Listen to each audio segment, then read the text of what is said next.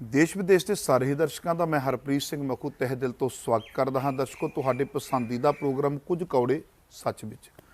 दर्शकों, जिवें तुहानूं पता है, इस प्रोग्राम के जरिए बड़े कौड़े सच लैके तुहाडे रूबरू होना वा। कुछ ऐसे कौड़े सच होंदे ने लोकां नूं हजम हो जाते हैं, कुछ ऐसे कौड़े सच होंदे ने पर्दा चक्कण की देर है, लोकां नूं हजम नहीं होंदे और कई बार गाली गलोच तक भी आ जाते हैं। तुसीं एक किताब दर्शकों पढ़ी होवेगी, जिसकी किताब बड़ी वड्डी चर्चा का विषय बनी रही। उस किताब का नाम सी खुले भेद। मलोए कृष्णा धर वालों लिखी हुई, जिहड़ा इंटैलीजेंसी का ज्वाइंट डायरैक्टर सी। उस किताब के अंदर साडे कुछ पंथक अखवाउण वाले लीडरां दे नाम आए। लंबे समय तो किताब पढ़दा आ रहा सा, किते न किते शक दियां सूइयां इन्हां लीडरां दे उपर उठदियां सी। मन दे विच सोचिया किते ऐसा ना होवे भी किताब पढ़दा रह जावां ते वो लीडर दुनिया तो रुखसत हो जाण।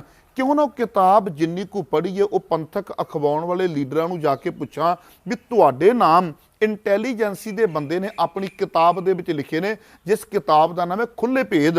ते इन्हां गल्लां दे भाई मैनूं जवाब दिओ, जे कल नूं साडीआं पीढ़ियां इन्हां किताबां नूं पढ़नगीआं ते पुछणगीआं भी तुहाडे पंथक अखवाउण वाले लीडर की इहो जे सन।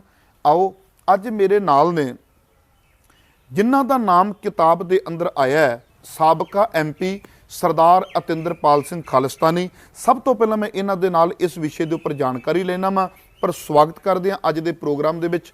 वीर जी, वाहिगुरू जी का खालसा वाहिगुरू जी की फतेह। सब तो पहले मैं तुहाडे कोलों जानकारी लेनी चाहुंदा वा, प्राचीन समय दे जे देखा जाए साडे तो पहला वाला समा जदों साडा बर्थ होया, उदों तुसीं संघर्ष अपना कर रहे सी। बिल्कुल जी। बहुत कुछ तुसीं अपनियां अखां नाल वेखिया, बहुत कुछ तुसीं अपने खड्डां दे उपर खंडाया।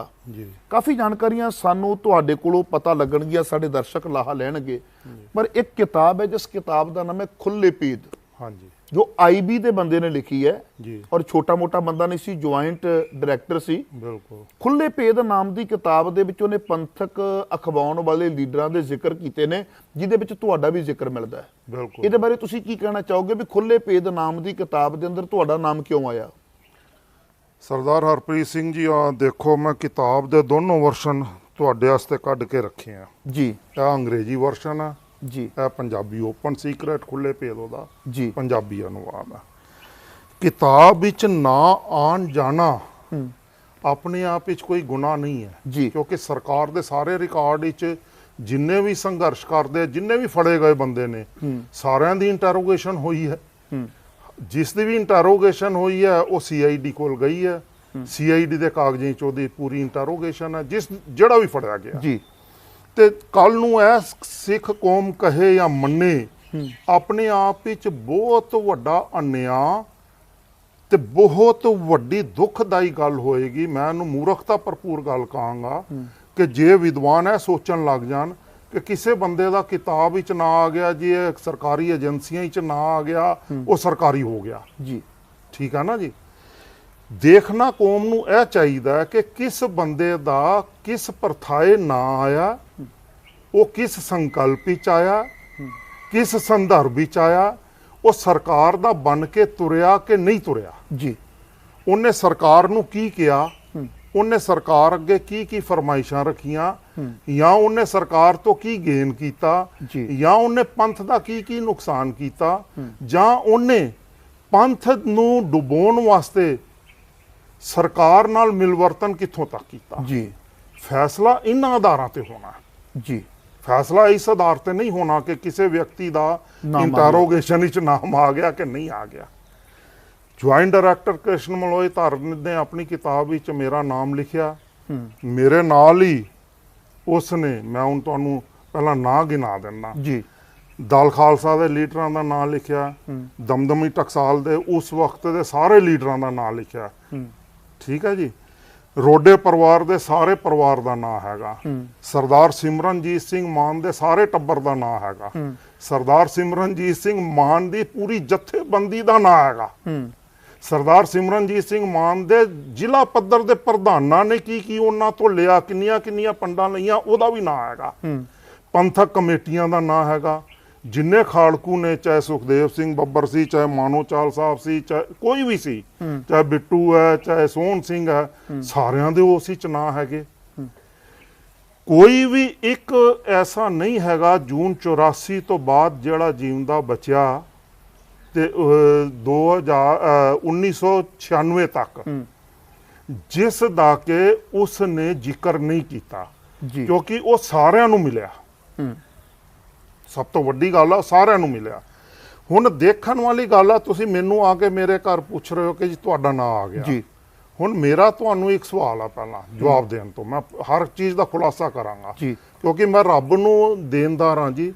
ਮੈਂ ਨਾ ਆਪਣੇ ਆਪ ਨੂੰ, ਨਾ ਮੈਂ ਆਪਣੇ ਆਪ ਨੂੰ ਬਖਸ਼ਦਾ, ਨਾ ਮੈਂ ਕਿਸੇ ਹੋਰ ਨੂੰ। ਜੀ। ਕਿਉਂਕਿ ਕੌਮ ਤੇ ਪੰਥ ਨਮਿਤ ਝੂਠ ਬੋਲਣਾ, ਪੰਥ ਨਾਲ ਗੱਦਾਰੀ ਕਰਨਾ ਜੀ ਮੈਂ ਮੰਨਦਾ।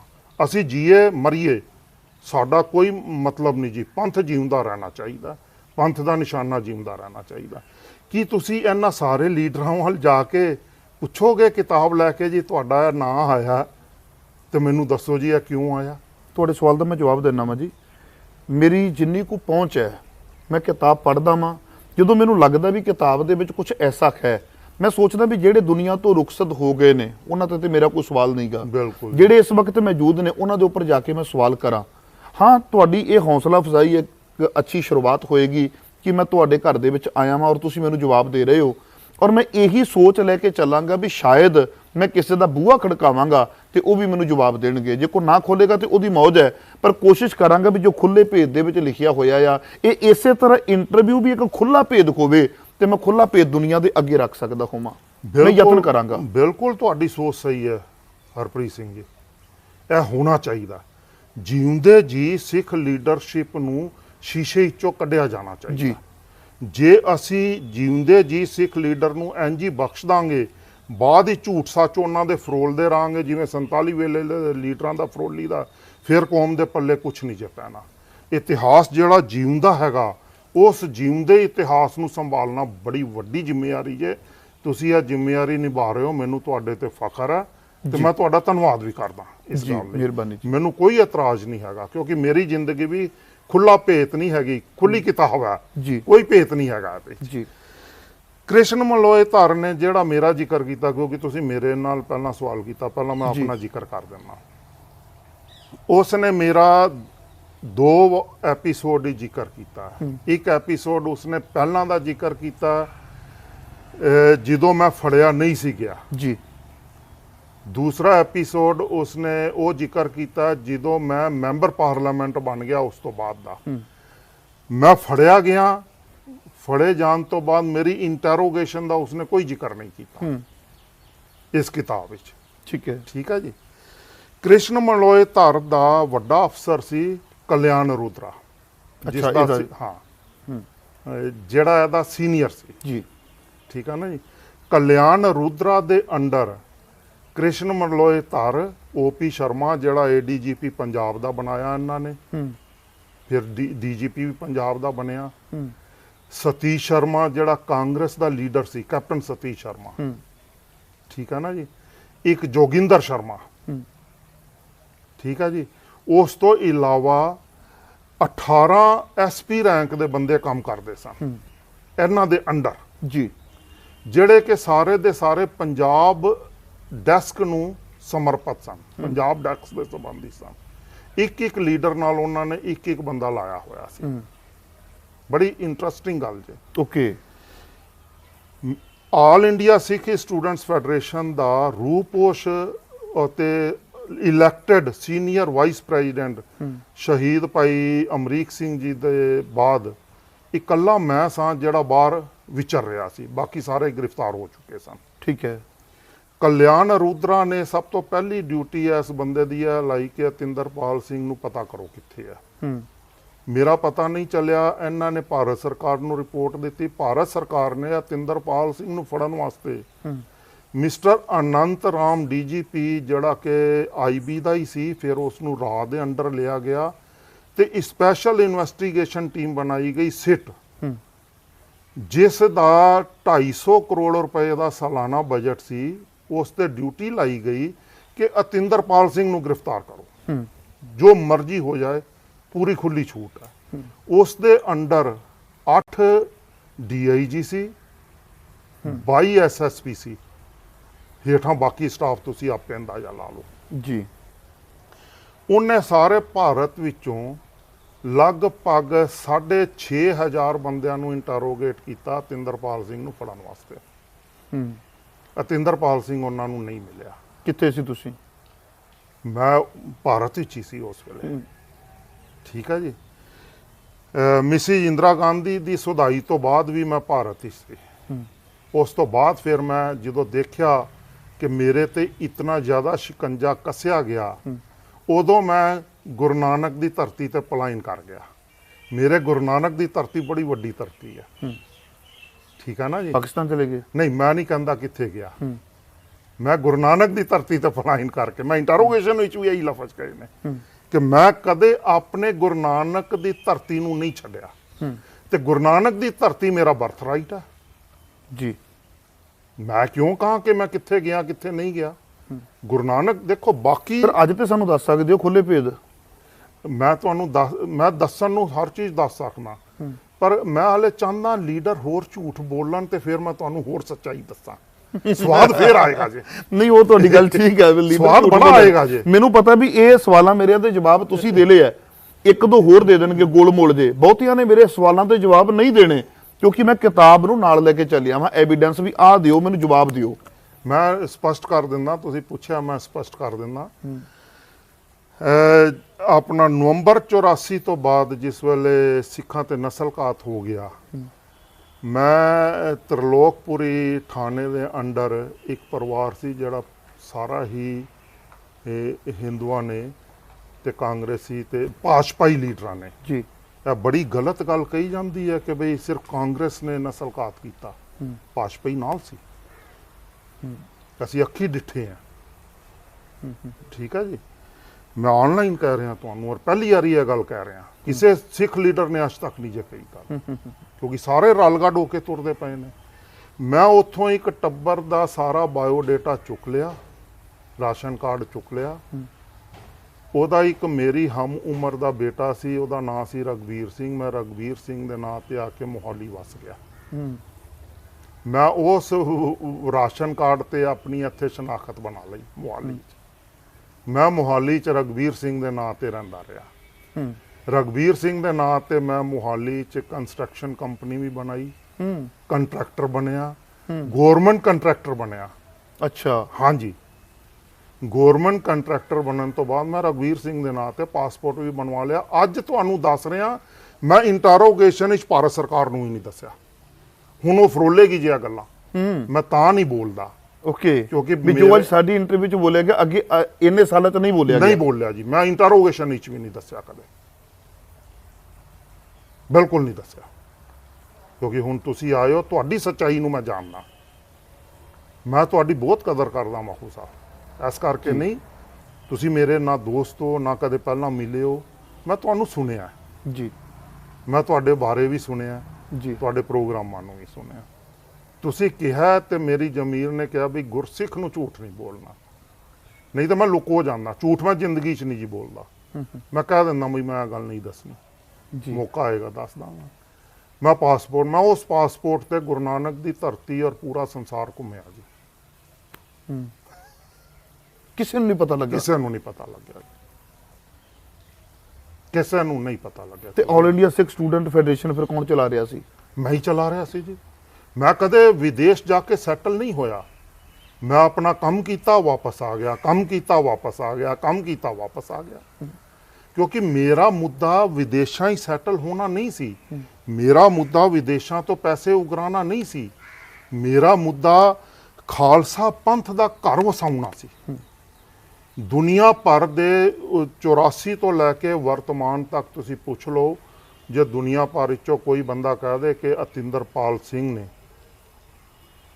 90 ਤੱਕ, ਮੈਂ ਐਕਚੁਅਲ ਤਾਂ 88 'ਚ ਫੜਿਆ ਗਿਆ, 90 'ਚ ਤਾਂ ਮੈਂ ਮੈਂਬਰ ਪਾਰਲੀਮੈਂਟ ਬਣ ਗਿਆ, ਰਿਹਾਈ ਵੀ ਹੋ ਗਈ ਮੇਰੀ। 90 ਤੱਕ ਦੁਨੀਆ ਭਰ ਦੇ ਕਿਸੇ ਜਥੇਬੰਦੀ, ਕਿਸੇ ਸਿੱਖ, ਕਿਸੇ ਇੰਡੀਵਿਜੂਅਲ, ਕਿਸੇ ਸੰਸਥਾ ਤੋਂ ਇੱਕ ਨਿੱਕਾ ਪੈਸਾ ਮੰਗਿਆ ਹੋਵੇ। ਕਿਸੇ ਗੁਰਦੁਆਰੇ ਜਾ ਕੇ ਨਹੀਂ ਮੈਂ ਬੋਲਿਆ, ਜਿਵੇਂ ਬਾਕੀ ਸਾਰੇ ਕਹਿੰਦੇ ਰਹੇ ਨਾ ਕਿ ਅੱਖੀ ਡਿੱਠੇ ਹਾਲਾਤ ਇੰਜ ਦੇ ਨੇ ਜੀ, ਦਰਬਾਰ ਸਾਹਿਬ ਇਹ ਹੋਇਆ ਜੀ।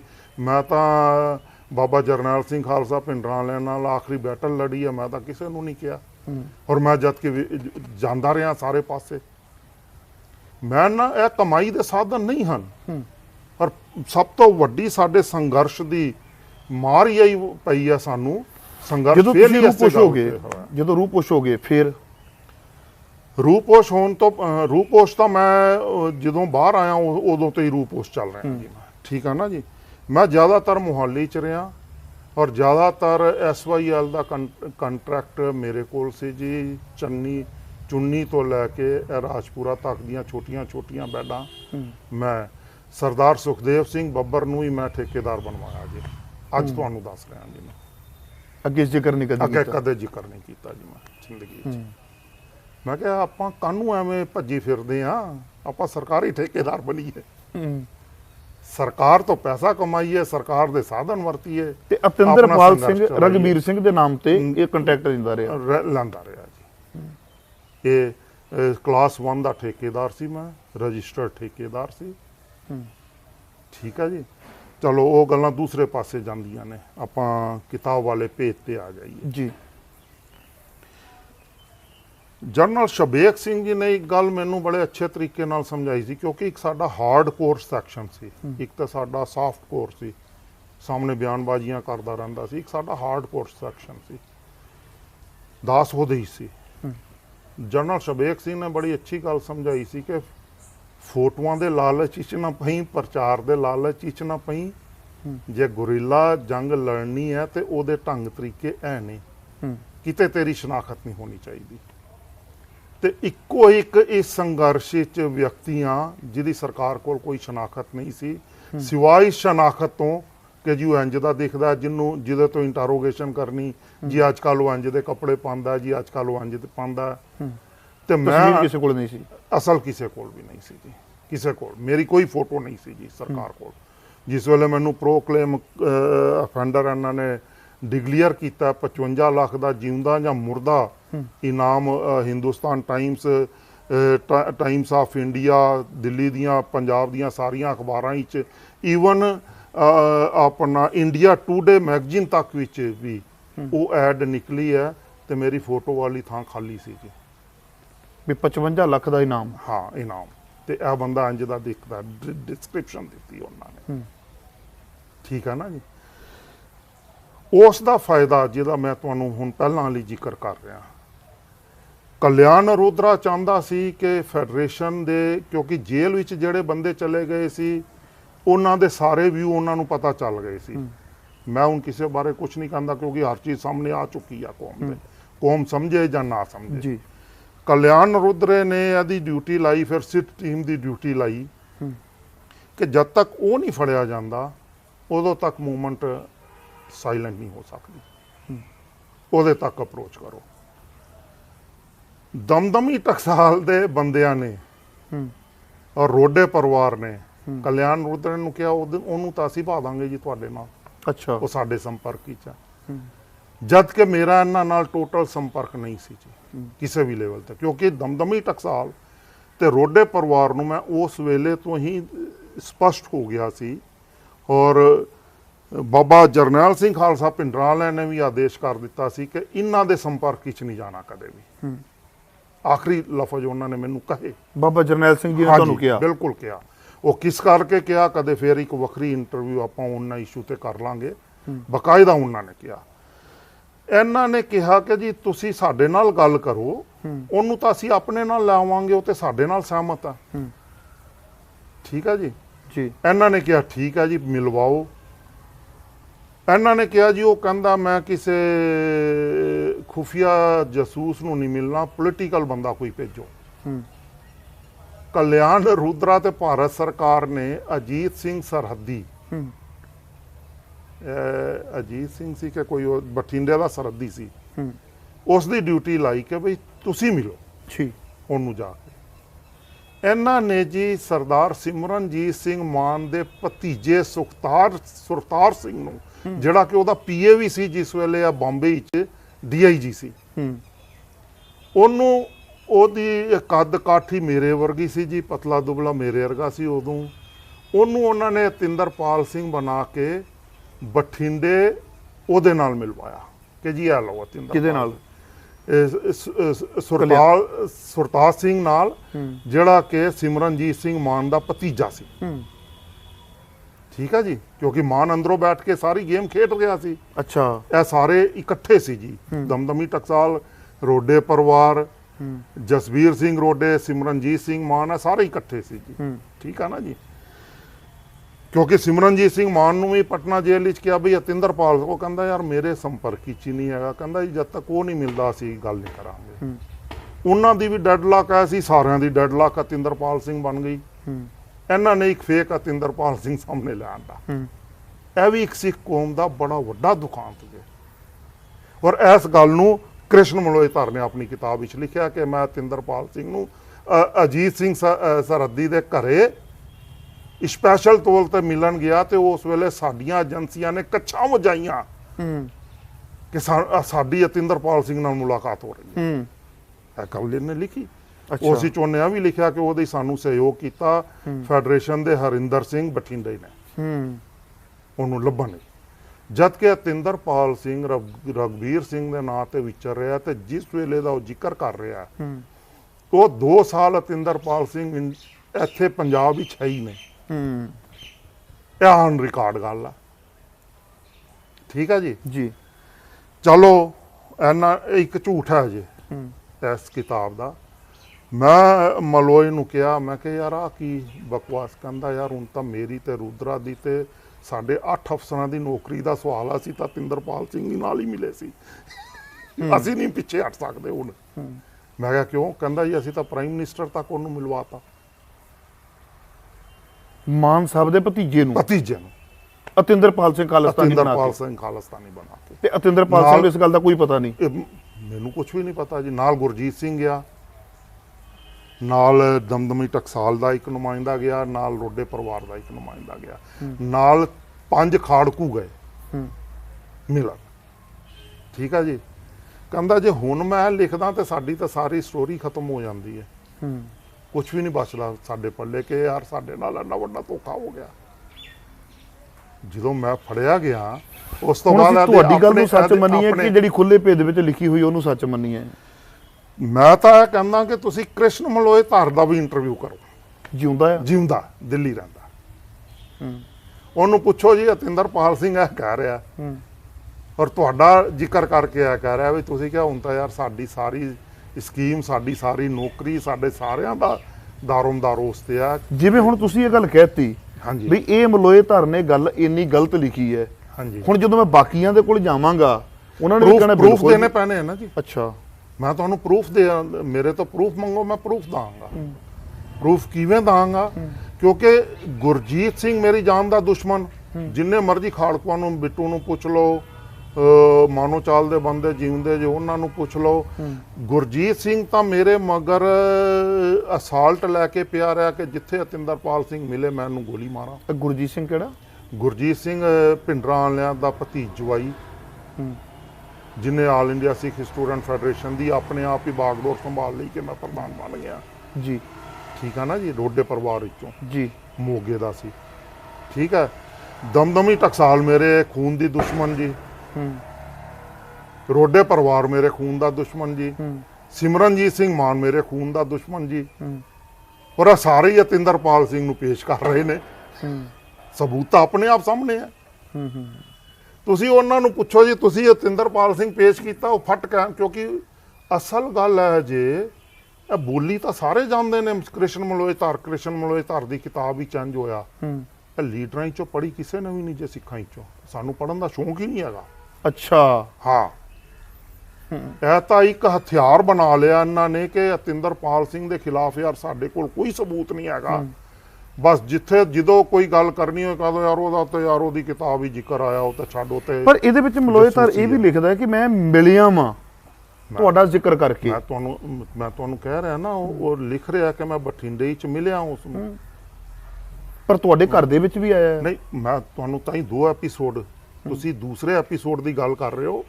ਪਹਿਲੇ ਐਪੀਸੋਡ ਦੀ ਤੇ ਗੱਲ ਕਿਸੇ ਸਿੱਖ ਲੀਡਰ ਨੇ ਤੁਹਾਡੇ ਨਾਲ ਕੀਤੀ ਹੀ ਨਹੀਂ ਹਲੇ ਤੱਕ।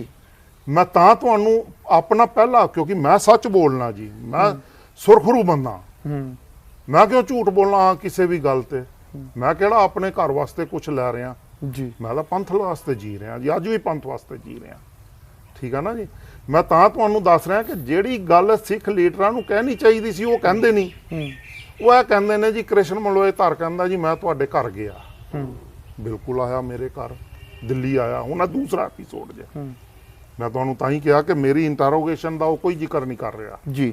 ਇੱਕ ਬਠਿੰਡੇ ਦਾ ਜ਼ਿਕਰ ਕਰ ਰਿਹਾ, ਜਿਸ ਦੀ ਮੈਂ ਤੁਹਾਨੂੰ ਸੱਚਾਈ ਦੱਸ ਦਿੱਤੀ ਕਿ ਇਹ ਜੇ ਬਠਿੰਡੇ ਦੀ ਸੱਚਾਈ। ਤੇ ਸੁਖਤਾਜ ਸਿੰਘ ਨੂੰ ਜਿਸ ਵੇਲੇ ਮੈਂ ਫੜਿਆ ਗਿਆ, ਦੂਸਰੀ ਗੱਲ ਹੋਰ ਦੇਖਿਆ ਜੇ, ਸੁਖਤਾਜ ਸਿੰਘ ਮੇਰੇ ਖਿਲਾਫ ਇੰਦਰਾ ਗਾਂਧੀ ਕੇਸ ਵਿੱਚ 164 ਦਾ ਇਕਬਾਲੀਆ ਗਵਾਹ ਹੈ। ਮੈਂ ਨਾਲ ਤੁਹਾਨੂੰ ਸਾਰੀਆਂ ਸੱਚਾਈਆਂ ਦੱਸ ਰਿਹਾ। ਉਹ ਅਤਿੰਦਰਪਾਲ ਸਿੰਘ ਜਿਹਨੂੰ ਬਣਾਇਆ ਜੀ, 164 ਦਾ ਇਕਬਾਲੀਆ ਗਵਾਹ ਮੇਰੇ ਹੀ ਖਿਲਾਫ, ਮੇਰੇ ਹੀ ਕੇਸ ਵਿੱਚ। ਤੁਸੀਂ ਲਾ ਲਓ ਕਿ ਫਿਰ ਸਿਮਰਨਜੀਤ ਸਿੰਘ ਮਾਨ ਦਾ ਉਹ ਪੀਏ ਆ,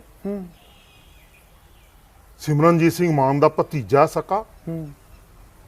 ਅਤਿੰਦਰਪਾਲ ਸਿੰਘ ਦੇ ਖਿਲਾਫ 164 ਦਾ ਬਿਆਨ ਦੇ ਕੇ, ਇਕਬਾਲੀਆ ਬਿਆਨ ਦੇ ਕੇ ਸਿੱਕੇ ਬੰਦ ਗਵਾਹ ਕਿ ਜੇ ਉਸ ਤੋਂ ਮੁੱਕਰਦਾ ਤਾਂ ਵੀ ਉਹਨੂੰ ਸਜ਼ਾ, ਜੇ ਭੱਜਦਾ ਤਾਂ ਵੀ ਸਜ਼ਾ।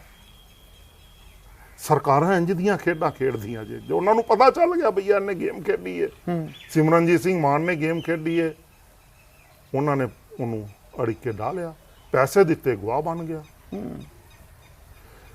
ਜਦੋਂ ਅਤਿੰਦਰਪਾਲ ਸਿੰਘ ਛੁੱਟਿਆ ਕਿ ਕੋਰਟ ਕੇਸ ਲੱਗਾ, ਮੈਂ ਕਿਹਾ ਜੀ ਸੁਖਤਾਜ ਸਿੰਘ ਨੂੰ ਪੇਸ਼ ਕਰੋ ਸਭ ਤੋਂ ਪਹਿਲਾਂ। ਐਸੇ ਭਾਰਤ ਸਰਕਾਰ ਨੇ ਸਿਮਰਨਜੀਤ ਸਿੰਘ ਮਾਨ ਦੇ ਜਰੀਏ ਕਹਿ ਕੇ ਸਰਦਾਰ ਸੁਖਤਾਜ ਸਿੰਘ ਨੂੰ ਦੁਬਈ ਸੈਟਲ ਕੀਤਾ ਜੀ। ਅੱਛਾ, ਜਿੱਥੇ ਜਿੱਥੇ ਰੋਡੇ ਪਰਿਵਾਰ ਸੀ। ਉਹ ਰੋਡੇ ਪਰਿਵਾਰ ਵੀ ਉੱਥੇ ਗਿਆ ਸੀ? ਲਖਬੀਰ ਸਿੰਘ ਰੋਡੇ ਤੇ ਭਾਈ ਜਸਵੀਰ ਸਿੰਘ ਰੋਡੇ ਉੱਥੇ ਹੀ ਸੀ ਜੀ। ਮੈਂ ਉਹਨਾਂ ਤੁਹਾਨੂੰ ਸਾਰੇ ਲਿੰਕ ਦੱਸ ਰਿਹਾ। ਅਤਿੰਦਰਪਾਲ ਸਿੰਘ ਨੂੰ ਆਪਣੇ ਘਰ ਲਾ ਗਏ ਹੋ ਯਾਰ, ਹੁਣ ਉਹ ਫੜਿਆ ਗਿਆ, ਹੁਣ ਸਾਡੀ ਸੱਚਾਈ ਸਾਹਮਣੇ ਆ ਗਈ। ਉਹਨੇ ਕਿਹਾ ਪਹਿਲਾਂ ਸੁਖਤਾਜ, ਮੇਰਾ ਸਭ ਤੋਂ ਪਹਿਲਾ ਬਿਆਨ ਹੀ ਅਦਾਲਤ ਹੀ ਚਾਹੀ ਸੀ ਕਿ ਪਹਿਲਾਂ ਸੁਖਤਾਜ ਸਿੰਘ ਨੂੰ ਸਾਹਮਣੇ ਪੇਸ਼ ਕਰੋ। ਅਦਾਲਤ ਪੁੱਛਦੀ ਕਿਉਂ? ਮੈਂ ਕਿਹਾ ਜੀ ਉਹਨੇ ਇੰਜ ਦੀ ਗੇਮ ਖੇਡੀ ਹੈ ਤੇ ਮੈਂ ਦੇਖਣਾ ਚਾਹੁੰਦਾ ਕਿ ਅਤਿੰਦਰਪਾਲ ਸਿੰਘ ਕੌਣ ਹੈ।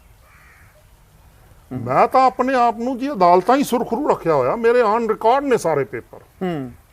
ਮੈਂ ਤਾਂ ਹਰ ਲੀਡਰ ਨੂੰ ਕਹਿੰਦਾ ਜੋ ਤੁਹਾਡੇ ਤੇ ਕੇਸ ਚੱਲੇ ਸਾਹਮਣੇ ਲੈ ਆਓ, ਕਿਉਂ ਡਰਦੇ ਹੋ? ਅੱਜ ਕੱਲ ਤਾਂ ਵੈਸੇ ਵੀ RTI ਹੈ, ਦੂਸਰਾ ਲੈਣਾ ਚਾਹੇ ਲੈ ਸਕਦਾ। ਜੇ ਤੁਸੀਂ ਸੱਚੇ ਹੋ, ਮੈਂ ਸੱਚਾ ਹਾਂ, ਮੈਂ ਤੁਹਾਡੇ ਸਾਹਮਣੇ ਸਾਰੀ ਚੀਜ਼ ਰੱਖਣ ਨੂੰ ਤਿਆਰ ਬੈਠਾ ਜੀ। ਮੈਂ ਸਾਰੀਆਂ ਫਾਈਲਾਂ ਕੱਢ ਕੇ ਅੰਦਰ ਰੱਖੀਆਂ, ਮੇਰੇ ਕੇਸ ਦੀਆਂ ਵੀ ਸਾਰੀਆਂ ਅੰਦਰ ਰੱਖੀਆਂ ਨੇ ਕਿ ਹਰਪ੍ਰੀਤ ਸਿੰਘ ਜੀ ਆ ਰਹੇ ਨੇ, ਜੋ ਕਹਿਣਗੇ ਲਓ ਜੀ ਆ ਦੇਖ ਲਓ, ਸਾਹਮਣੇ ਪਈਆਂ ਸਾਰੀਆਂ। ਮੈਂ ਕਿਉਂ ਡਰਾਂ ਕਿਸੇ ਵੀ ਚੀਜ਼ ਤੋਂ?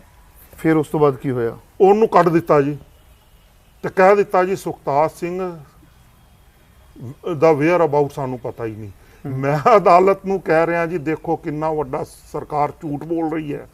ਉਹ ਵੀ ਨੇਸ਼ਨ ਦੀ ਪ੍ਰਾਈਮ ਮਿਨਿਸਟਰ ਦੇ ਕਤਲ ਦੇ ਕੇਸ ਵਿੱਚ ਸਰਕਾਰ ਝੂਠ ਬੋਲ ਰਹੀ ਹੈ ਕਿ 164 ਦਾ ਉਹਦਾ ਆਪਣਾ ਵਿਟਨੈਸ ਤੇ ਉਹਨੇ ਕਿਸ ਗੱਲ ਦੀ ਗਵਾਹੀ ਦਿੱਤੀ ਹੈ? ਉਹਨੇ ਗਵਾਹੀ ਹੈ ਦਿੱਤੀ ਸੀ ਜੀ। ਦੇਖੋ 164 ਦੀ ਗਵਾਹੀ ਤਾਂ ਪਤਾ ਨਹੀਂ ਚੱਲਦੀ। 164 ਦੀ ਗਵਾਹੀ ਹੈ ਹੁੰਦੀ ਜੇ ਕਿ ਉਹ ਜਿਹੜੀ ਦੇ ਦਿੱਤੀ ਮੈਜਿਸਟ੍ਰੇਟ ਸਾਹਮਣੇ, ਉਹ ਸਿਰਫ ਦੇਣ ਵਾਲੇ ਨੂੰ ਤੇ ਮੈਜਿਸਟ੍ਰੇਟ ਨੂੰ ਹੁੰਦੀ ਹੈ, ਅਖੀਰ ਤੱਕ ਉਹ ਸੀਲ ਬੰਦ ਰਹਿੰਦੀ ਹੈ। ਕੇਸ ਵਿੱਚ ਦੇ ਦਿੱਤੀ ਜਾਂਦੀ ਹੈ, ਜਦੋਂ ਕੇਸ ਦਾ ਫੈਸਲਾ ਕਰਨਾ ਜੱਜ ਨੇ, ਉਸ ਦਿਨ 164 ਦੀਆਂ ਗਵਾਹੀਆਂ ਖੋਲੀਆਂ ਜਾਂਦੀਆਂ ਨੇ। ਠੀਕ ਹੈ ਨਾ ਜੀ। ਇਸ ਕਰਕੇ ਮੈਂ ਇਹ ਨਹੀਂ ਕਹਿ ਸਕਦਾ ਕਿ ਉਸ ਵਿੱਚ ਕਿਹੜੇ ਲਫ਼ਜ਼ ਲਿਖੇ ਸਨ, ਪਰ ਮੈਂ ਇਹ 100% ਕਹਿ ਸਕਦਾ ਤੁਹਾਨੂੰ ਕਿ ਉਹ ਮੇਰੇ ਖਿਲਾਫ ਸੀ ਕਿ ਬਈ ਹਾਂ, ਕਿਉਂਕਿ ਜਿਹੜੀ ਮੇਰੇ ਤੇ ਚਾਰਜ ਸ਼ੀਟ ਦਿੱਤੀ ਗਈ ਉਹਦੇ ਵਿੱਚ ਸਿਮਰਨਜੀਤ ਸਿੰਘ ਮਾਨ ਤੇ ਸੁਖਤਾਜ ਸਿੰਘ ਤੇ ਸਿਮਰਨਜੀਤ ਸਿੰਘ ਮਾਨ ਦਾ ਇੱਕ ਹੋਰ ਹਵਲਦਾਰ ਸੀ ਇੰਦਰਜੀਤ ਸਿੰਘ, ਉਹਦੇ ਨਾਂ ਦੇ ਜਰੀਏ ਹੈਗਾ ਕਿ ਬਈ ਸਾਨੂੰ ਅਤਿੰਦਰਪਾਲ ਸਿੰਘ ਨੇ ਦੱਸਿਆ ਸੀ ਕਿ ਬਈ ਉਹ ਇੰਦਰਾ ਗਾਂਧੀ ਦੇ ਮਗਰ ਪਿਆ ਹੋਇਆ ਤੇ ਉਹਦਾ ਇੰਤਜ਼ਾਮ ਹੋ ਗਿਆ। ਤੇ ਨੈਚੁਰਲੀ ਉਹ ਉਸੇ ਮੁਤਲਕ ਹੀ ਹੋਣੀ ਹੈ, ਤਾਂ ਹੀ ਇੰਦਰਾ ਗਾਂਧੀ ਦੀ ਅਸੈਸੀਨੇਸ਼ਨ ਵਿੱਚ ਉਹਦੇ 164 ਦੇ ਬਿਆਨ ਲੱਗੇ ਨਾ ਜੀ, ਨਹੀਂ ਤਾਂ ਲੱਗਣਾ ਹੀ ਨਹੀਂ ਸੀ ਜੀ। ਤੇ ਉਹ ਸਰਕਾਰ ਕਹਿ ਰਹੀ ਹੈ ਜੀ ਹੁਣ ਸਾਨੂੰ ਸੁਖਤਾਜ ਸਿੰਘ ਦਾ ਵੇਅਰ ਅਬਾਊਟ ਨਹੀਂ ਪਤਾ, ਤੇ ਮੇਰਾ ਕੇਸ ਤਾਂ ਵੈਸੇ ਹੀ ਮਜ਼ਬੂਤ ਕਰਤਾ। ਫਿਰ ਮੈਂ ਅਦਾਲਤ ਨੂੰ ਕਿਹਾ, ਮੈਂ ਕਿਹਾ ਜੀ ਹੱਦ ਹੋ ਗਈ, ਪ੍ਰਧਾਨ ਮੰਤਰੀ ਦਾ ਮਰਡਰ ਹੋਇਆ ਹੋਏ ਤੇ ਤੁਹਾਡੀ ਸਰਕਾਰ ਦੀ ਏਜੰਸੀਆਂ ਹੈ ਕਹਿਣ ਔਰ ਮੈਜਿਸਟ੍ਰੇਟ ਨੇ 164 ਦੇ ਬਿਆਨ ਲਏ ਹੋਣ, ਠੀਕ ਹੈ ਨਾ ਜੀ ਜੀ, ਤੇ ਉਹ ਮੈਜਿਸਟ੍ਰੇਟ ਔਰ ਉਹ ਏਜੰਸੀਆਂ ਆ ਕੇ ਅਦਾਲਤ ਵਿੱਚ ਆ ਕਹਿਣ ਜੀ ਸਾਨੂੰ ਉਹਦਾ ਵੇਅਰ ਅਬਾਊਟ ਨਹੀਂ ਪਤਾ, ਤੇ ਮੈਂ ਕਿਹਾ ਜੀ ਦੈਟ ਮੀਨਸ ਕਿ ਜਿੰਨੀ ਵੀ ਚਾਰਜ ਸ਼ੀਟ ਇਹਨਾਂ ਨੇ ਮੇਰੇ ਤੇ ਦਿੱਤੀ ਆ ਫਰੇਮ ਨਹੀਂ ਹੋਣੀ ਚਾਹੀਦੀ। ਜੇ 164 ਦੇ ਬਿਆਨ ਦੇ ਤਹਿਤ ਦਰਜ ਬਿਆਨ ਵਾਲੇ ਬੰਦੇ ਦੀ ਹੀ ਵੇਅਰ ਅਬਾਊਟ ਨਹੀਂ ਇਹਨਾਂ ਨੂੰ ਪਤਾ, ਤੇ ਫਿਰ ਸਾਬਤ ਕੀ ਕਰਨਗੇ ਜੀ ਮੇਰੇ ਤੇ? ਫਿਰ ਅਦਾਲਤ ਉੱਥੇ ਢਿੱਲੀ ਪੈ ਗਈ। ਇਹੋ ਜਿਹੀਆਂ ਬੜੀਆਂ ਘਟਨਾਵਾਂ ਹੋਈਆਂ, ਪਰ ਮੈਂ ਮੁਤਲਕ ਇਸ ਕਿਤਾਬ ਦੇ ਰਹਿ ਰਿਹਾ ਜੀ, ਠੀਕ ਆ ਨਾ ਜੀ। ਇਹ ਦੁਬਈ ਭੇਜ ਦਿੱਤਾ ਗਿਆ ਜੀ, ਦੁਬਈ 'ਚ ਹੀ ਲਖਬੀਰ ਸਿੰਘ ਰੋਡੇ ਤੇ ਭਾਈ ਜਸਵੀਰ ਸਿੰਘ ਰੋਡੇ ਸੀ, ਠੀਕ ਹੈ ਜੀ। ਅੱਜ ਤੱਕ ਇਹ ਉੱਥੇ ਹੀ ਹੈ ਸੁਖਤਾਰ ਸਿੰਘ, ਮੈਂ ਤੁਹਾਨੂੰ ਦੱਸ ਰਿਹਾ, ਔਨ ਰਿਕਾਰਡ ਦੱਸ ਰਿਹਾ। ਅੱਛਾ, ਜੇ ਭਾਰਤ ਸਰਕਾਰ ਫੜਨਾ ਚਾਹੇ, ਮੈਂ ਭਾਰਤ ਸਰਕਾਰ ਨੂੰ ਚੈਲੰਜ ਕਰਦਾ, ਮੇਰੇ ਕੋਲ ਆ ਜਾਓ, ਚਲੋ ਮੈਂ ਤੁਹਾਨੂੰ ਲੈ ਕੇ ਜਾਂਦਾ ਤੇ ਇੰਜ ਹੱਥ ਫੜ ਕੇ ਤੁਹਾਡੇ ਹੱਥ 'ਚ ਦਿੰਦਾ ਸੁਖਤਾਰ ਸਿੰਘ ਦਾ, ਤੇ ਜਿਹੜੀ ਭਾਰਤ ਸਰਕਾਰ ਕਹਿੰਦੀ ਹੈ ਜੀ ਮੈਨੂੰ ਪਤਾ ਹੀ ਨਹੀਂ ਹੈ ਕਿੱਥੇ। ਅੱਛਾ, ਹਾਂਜੀ, ਤੇ ਤੁਹਾਨੂੰ ਕਿਵੇਂ ਪਤਾ ਫਿਰ? ਮੈਂ ਪੰਥ ਲਈ ਜੀ ਰਿਹਾ ਸਿੰਘ ਸਾਹਿਬ ਜੀ। ਮੈਂ ਸੰਘਰਸ਼ ਜੇ ਕਰਨਾ ਹੈ ਤੇ ਸੰਘਰਸ਼ ਨੂੰ ਜਿਉਂਦਾ ਰੱਖਣ ਵਾਸਤੇ ਤੇ ਗੁਰੀਲਾ ਵਾਰਫੇਅਰ ਨੂੰ ਘੜਨ ਵਾਸਤੇ ਤੁਹਾਡੀਆਂ 1000 ਅੱਖਾਂ ਤੇ 1000 ਦਿਮਾਗ ਚਾਹੀਦੇ ਨੇ।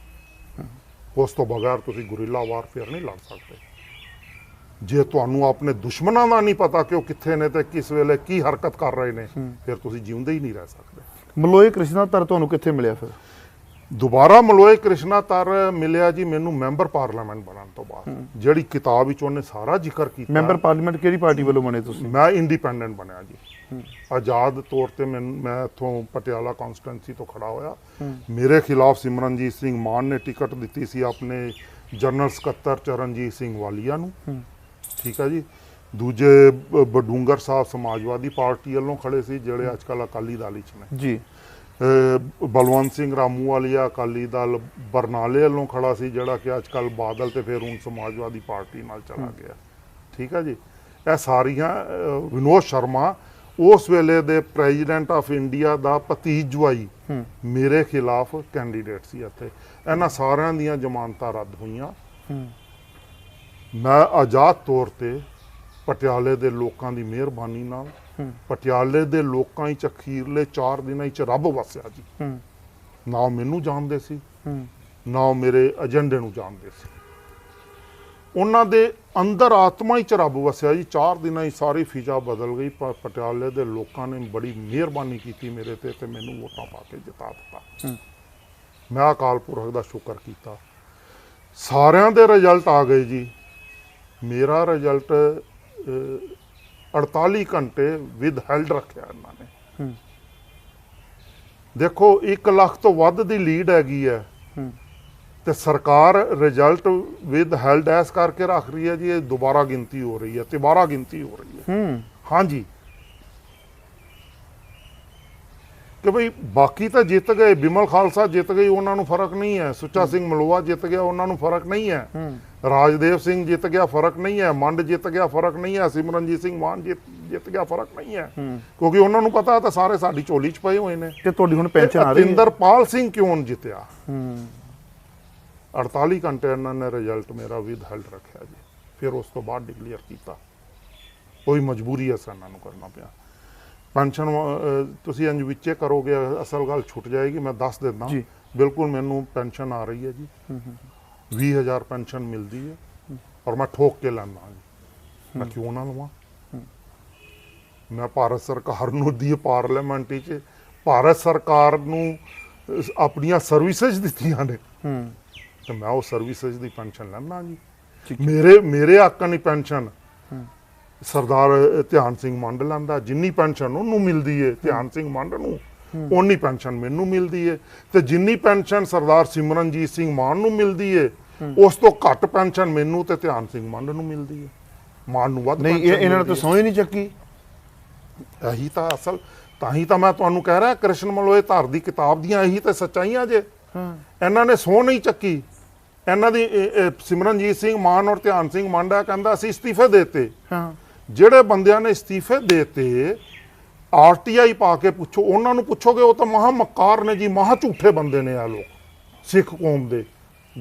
ਮੈਂ ਐਸੇ ਲਈ ਕਹਿੰਦਾ, ਮੈਂ ਗੱਦਾਰ ਲਫ਼ਜ਼ ਕਿਸੇ ਲਈ ਇਸਤੇਮਾਲ ਨਹੀਂ ਕਰਦਾ, ਪਰ ਉਹਨਾਂ ਦੇ ਕਰਮ ਸਾਬਤ ਕਰ ਦਿੰਦੇ ਨੇ, ਹਰ ਵਿਅਕਤੀ ਦਾ ਕਰਮ ਸਾਬਤ ਕਰਦਾ ਕਿ ਉਹ ਕੀ ਕਰ ਰਿਹਾ। ਇਹਨਾਂ ਨੂੰ ਤੁਸੀਂ ਪੁੱਛਿਆ, ਕਹਿੰਦੇ ਨਹੀਂ ਜੀ ਅਸੀਂ ਤਾਂ ਨਹੀਂ ਪੈਨਸ਼ਨ ਲੈਂਦੇ। ਤੇ ਇੱਕ RTI ਪਾ ਕੇ ਪੁੱਛ ਲਓ ਕਿ ਮੰਡ ਕਿੰਨੀ ਪੈਨਸ਼ਨ ਲੈਂਦਾ ਤੇ ਸਿਮਰਨਜੀਤ ਸਿੰਘ ਮਾਨ ਕਿੰਨੀ ਪੈਨਸ਼ਨ ਲੈਂਦਾ, ਦੋਨੋਂ ਲੈਂਦੇ ਜੇ। ਪਰ ਅਸੀਂ ਤਾਂ ਅਜੇ ਤੱਕ ਇਹ ਸੁਣਦੇ ਆਏ ਆ ਵੀ ਇਹਨਾਂ ਨੇ ਕਸਮ ਨਹੀਂ ਚੁੱਕੀ। ਬਿਲਕੁਲ ਨਹੀਂ ਚੁੱਕੀ ਜੀ, ਪਾਰਲੀਮੈਂਟ ਦੇ ਅੰਦਰ ਨਹੀਂ ਗਏ, ਪਰ ਸਿੱਖ ਕੌਮ ਨੂੰ ਧੋਖਾ ਦੇਣ ਲਈ ਸਾਈਨ ਕਰਕੇ ਆਏ ਨੇ ਕਿ ਜੀ ਸਾਡੀ ਮੈਂਬਰਸ਼ਿਪ ਬਚੀ ਰਹੇ। ਔਰ ਇਸ ਚੀਜ਼ ਦਾ ਵੀ ਮੈਂ ਤੁਹਾਨੂੰ ਪ੍ਰੂਫ ਦੇ ਸਕਦਾ, ਮੇਰੇ ਕੋਲ ਸਾਰੇ ਪ੍ਰੂਫ ਹੈ। ਜੇ ਮੈਂ ਕਿਹਾ ਵਿਦ ਐਵੀਡੈਂਸ ਦਿਓਗੇ? ਵਿਦ ਐਵੀਡੈਂਸ ਦਾਂਗਾ। ਇਹ ਜਿਹੜੀ ਗੱਲ ਤੁਸੀਂ ਕਹੀ ਹੈ ਕੈਮਰੇ ਦੇ ਅੱਗੇ, ਇਹਦੇ ਸਬੂਤ ਤੁਹਾਡੇ ਕੋਲ ਮੌਜੂਦ ਨੇ? ਕੈਮਰੇ ਦੇ ਅੱਗੇ ਭਾਰਤ ਸਰਕਾਰ ਦਾ ਛਪਿਆ ਹੋਇਆ ਸਬੂਤ ਦਾਂਗਾ ਮੈਂ ਤੁਹਾਨੂੰ।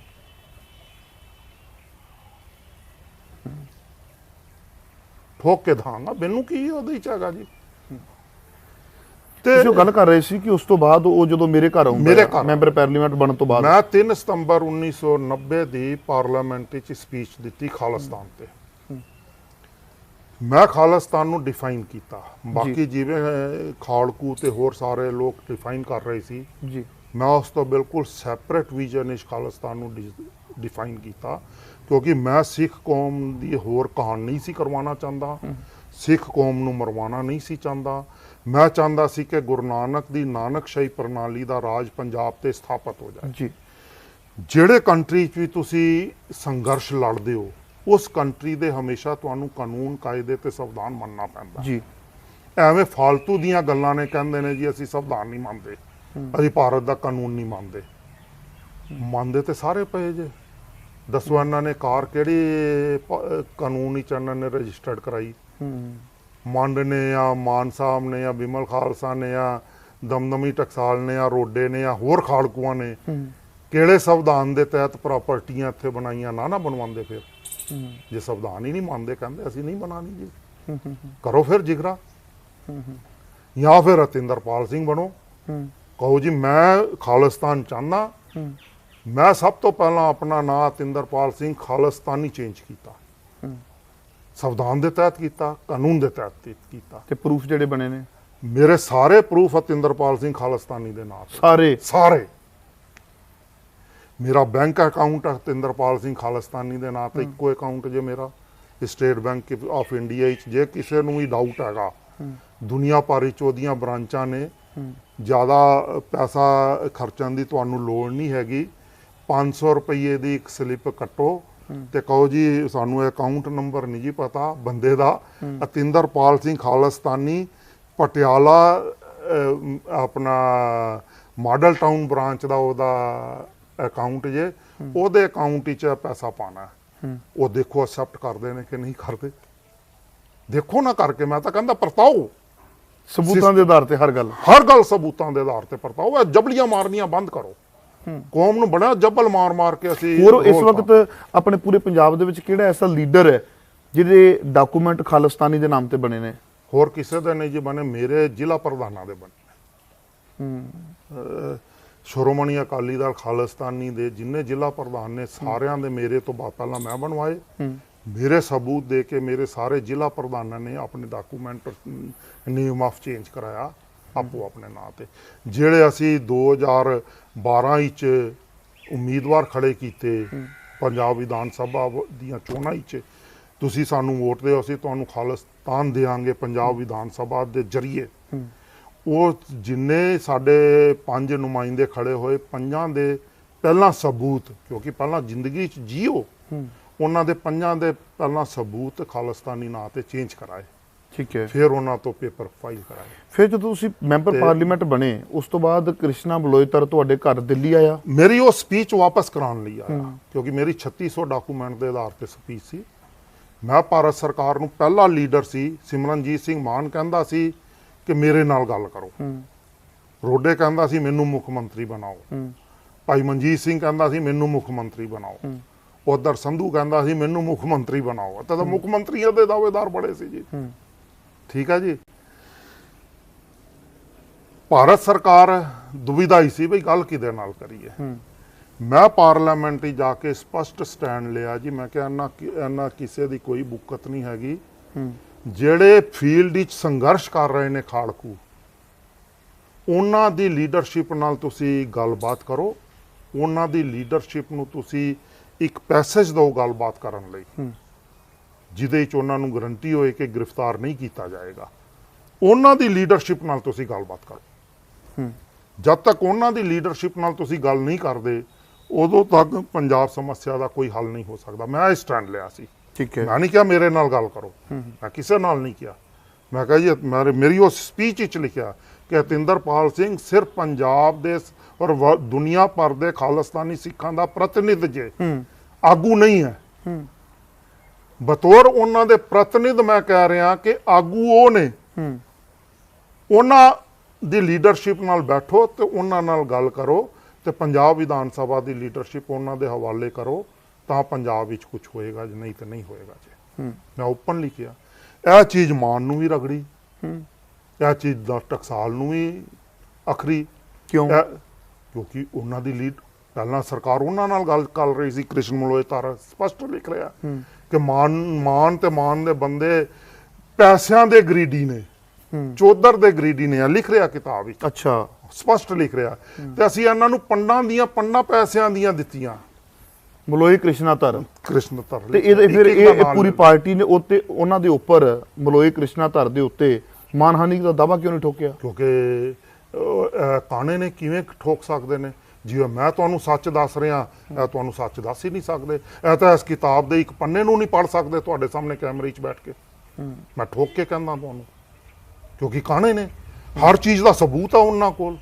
ਉਹਨਾਂ ਨੇ ਪੈਸੇ ਐਵੇਂ ਤਾਂ ਨਹੀਂ ਦਿੱਤੇ ਇਹਨਾਂ ਨੂੰ, ਠੀਕ ਹੈ ਨਾ ਜੀ। ਹਰ ਚੀਜ਼ ਦਾ ਉਹਨਾਂ ਕੋਲ ਜੋ ਲਿਖ ਰਿਹਾ ਕਿ ਇਹ ਗਰੀਡੀ ਨੇ, ਇਹ ਹਉਮੈ ਦੀ ਪੰਡ ਨੇ, ਇਹ ਪੈਸੇ ਲੈਣ ਵਾਸਤੇ ਹੀ ਸਾਡੇ ਨਾਲ ਸਾਨੂੰ ਧੋਖੇ ਦਿੰਦੇ ਰਹੇ, ਇਹ ਲਿਖ ਰਿਹਾ। ਤੇ ਫਿਰ ਕੀ ਉਹਨਾਂ ਨੇ ਇਹਨਾਂ ਦੇ ਸਬੂਤ ਨਹੀਂ ਬਣਾਏ ਹੋਣੇ? ਉਹਨਾਂ ਨੇ ਤੇ ਵੀਡੀਓ ਬਣਾਈਆਂ ਹੋਈਆਂ ਨੇ ਹਰ ਚੀਜ਼ ਦੀਆਂ। ਤੇ ਚਲੋ ਮੈਂ ਪਹਿਲਾਂ ਲੀਡਰਾਂ ਵਾਲੀ ਗੱਲ ਤੇ ਬਾਅਦ ਵਿੱਚ ਆਉਣਾ, ਮੈਂ ਪਹਿਲਾਂ ਆਪਣੀ ਗੱਲ ਕਲੀਅਰ ਕਰਨਾ।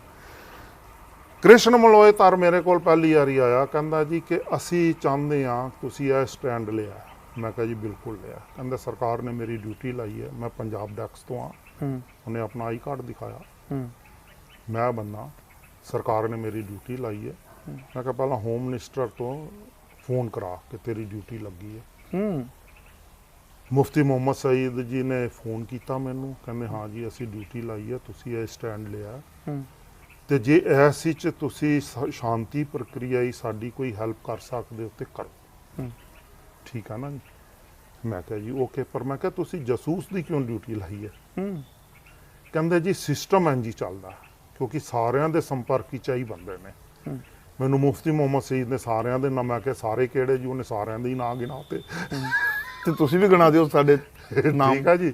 ਉਹਨੇ ਨਾਂ ਗਿਣਾਏ ਜੀ ਕਿ ਅਸੀਂ ਮਾਨੋਚਾਲ ਦੇ ਸੰਪਰਕ ਵਿੱਚ ਹਾਂ, ਅਸੀਂ ਬੱਬਰਾਂ ਦੇ ਸੰਪਰਕ ਵਿੱਚ ਹਾਂ, ਅਸੀਂ ਦਲ ਖਾਲਸਾ ਦੀ ਇੱਥੋਂ ਦੀ ਤੇ ਪਾਕਿਸਤਾਨ ਦੀ ਲੀਡਰਸ਼ਿਪ ਨਾਲ ਵੀ ਸੰਪਰਕ ਵਿੱਚ ਹਾਂ, ਪਾਕਿਸਤਾਨ ਦੀ ਲੀਡਰਸ਼ਿਪ ਨਾਲ ਵੀ ਸੰਪਰਕ ਵਿੱਚ ਹਾਂ। ਪਾਕਿਸਤਾਨ ਵਿੱਚ ਜਿਹੜੇ ਧਾਮੀ ਨਰਵੈਰ ਸਿੰਘ ਤੇ ਹੋਰ ਰਹਿ ਰਹੇ ਨੇ, ਉਹਨਾਂ ਦੇ ਅਸੀਂ ਸੰਪਰਕ ਵਿੱਚ ਹਾਂ।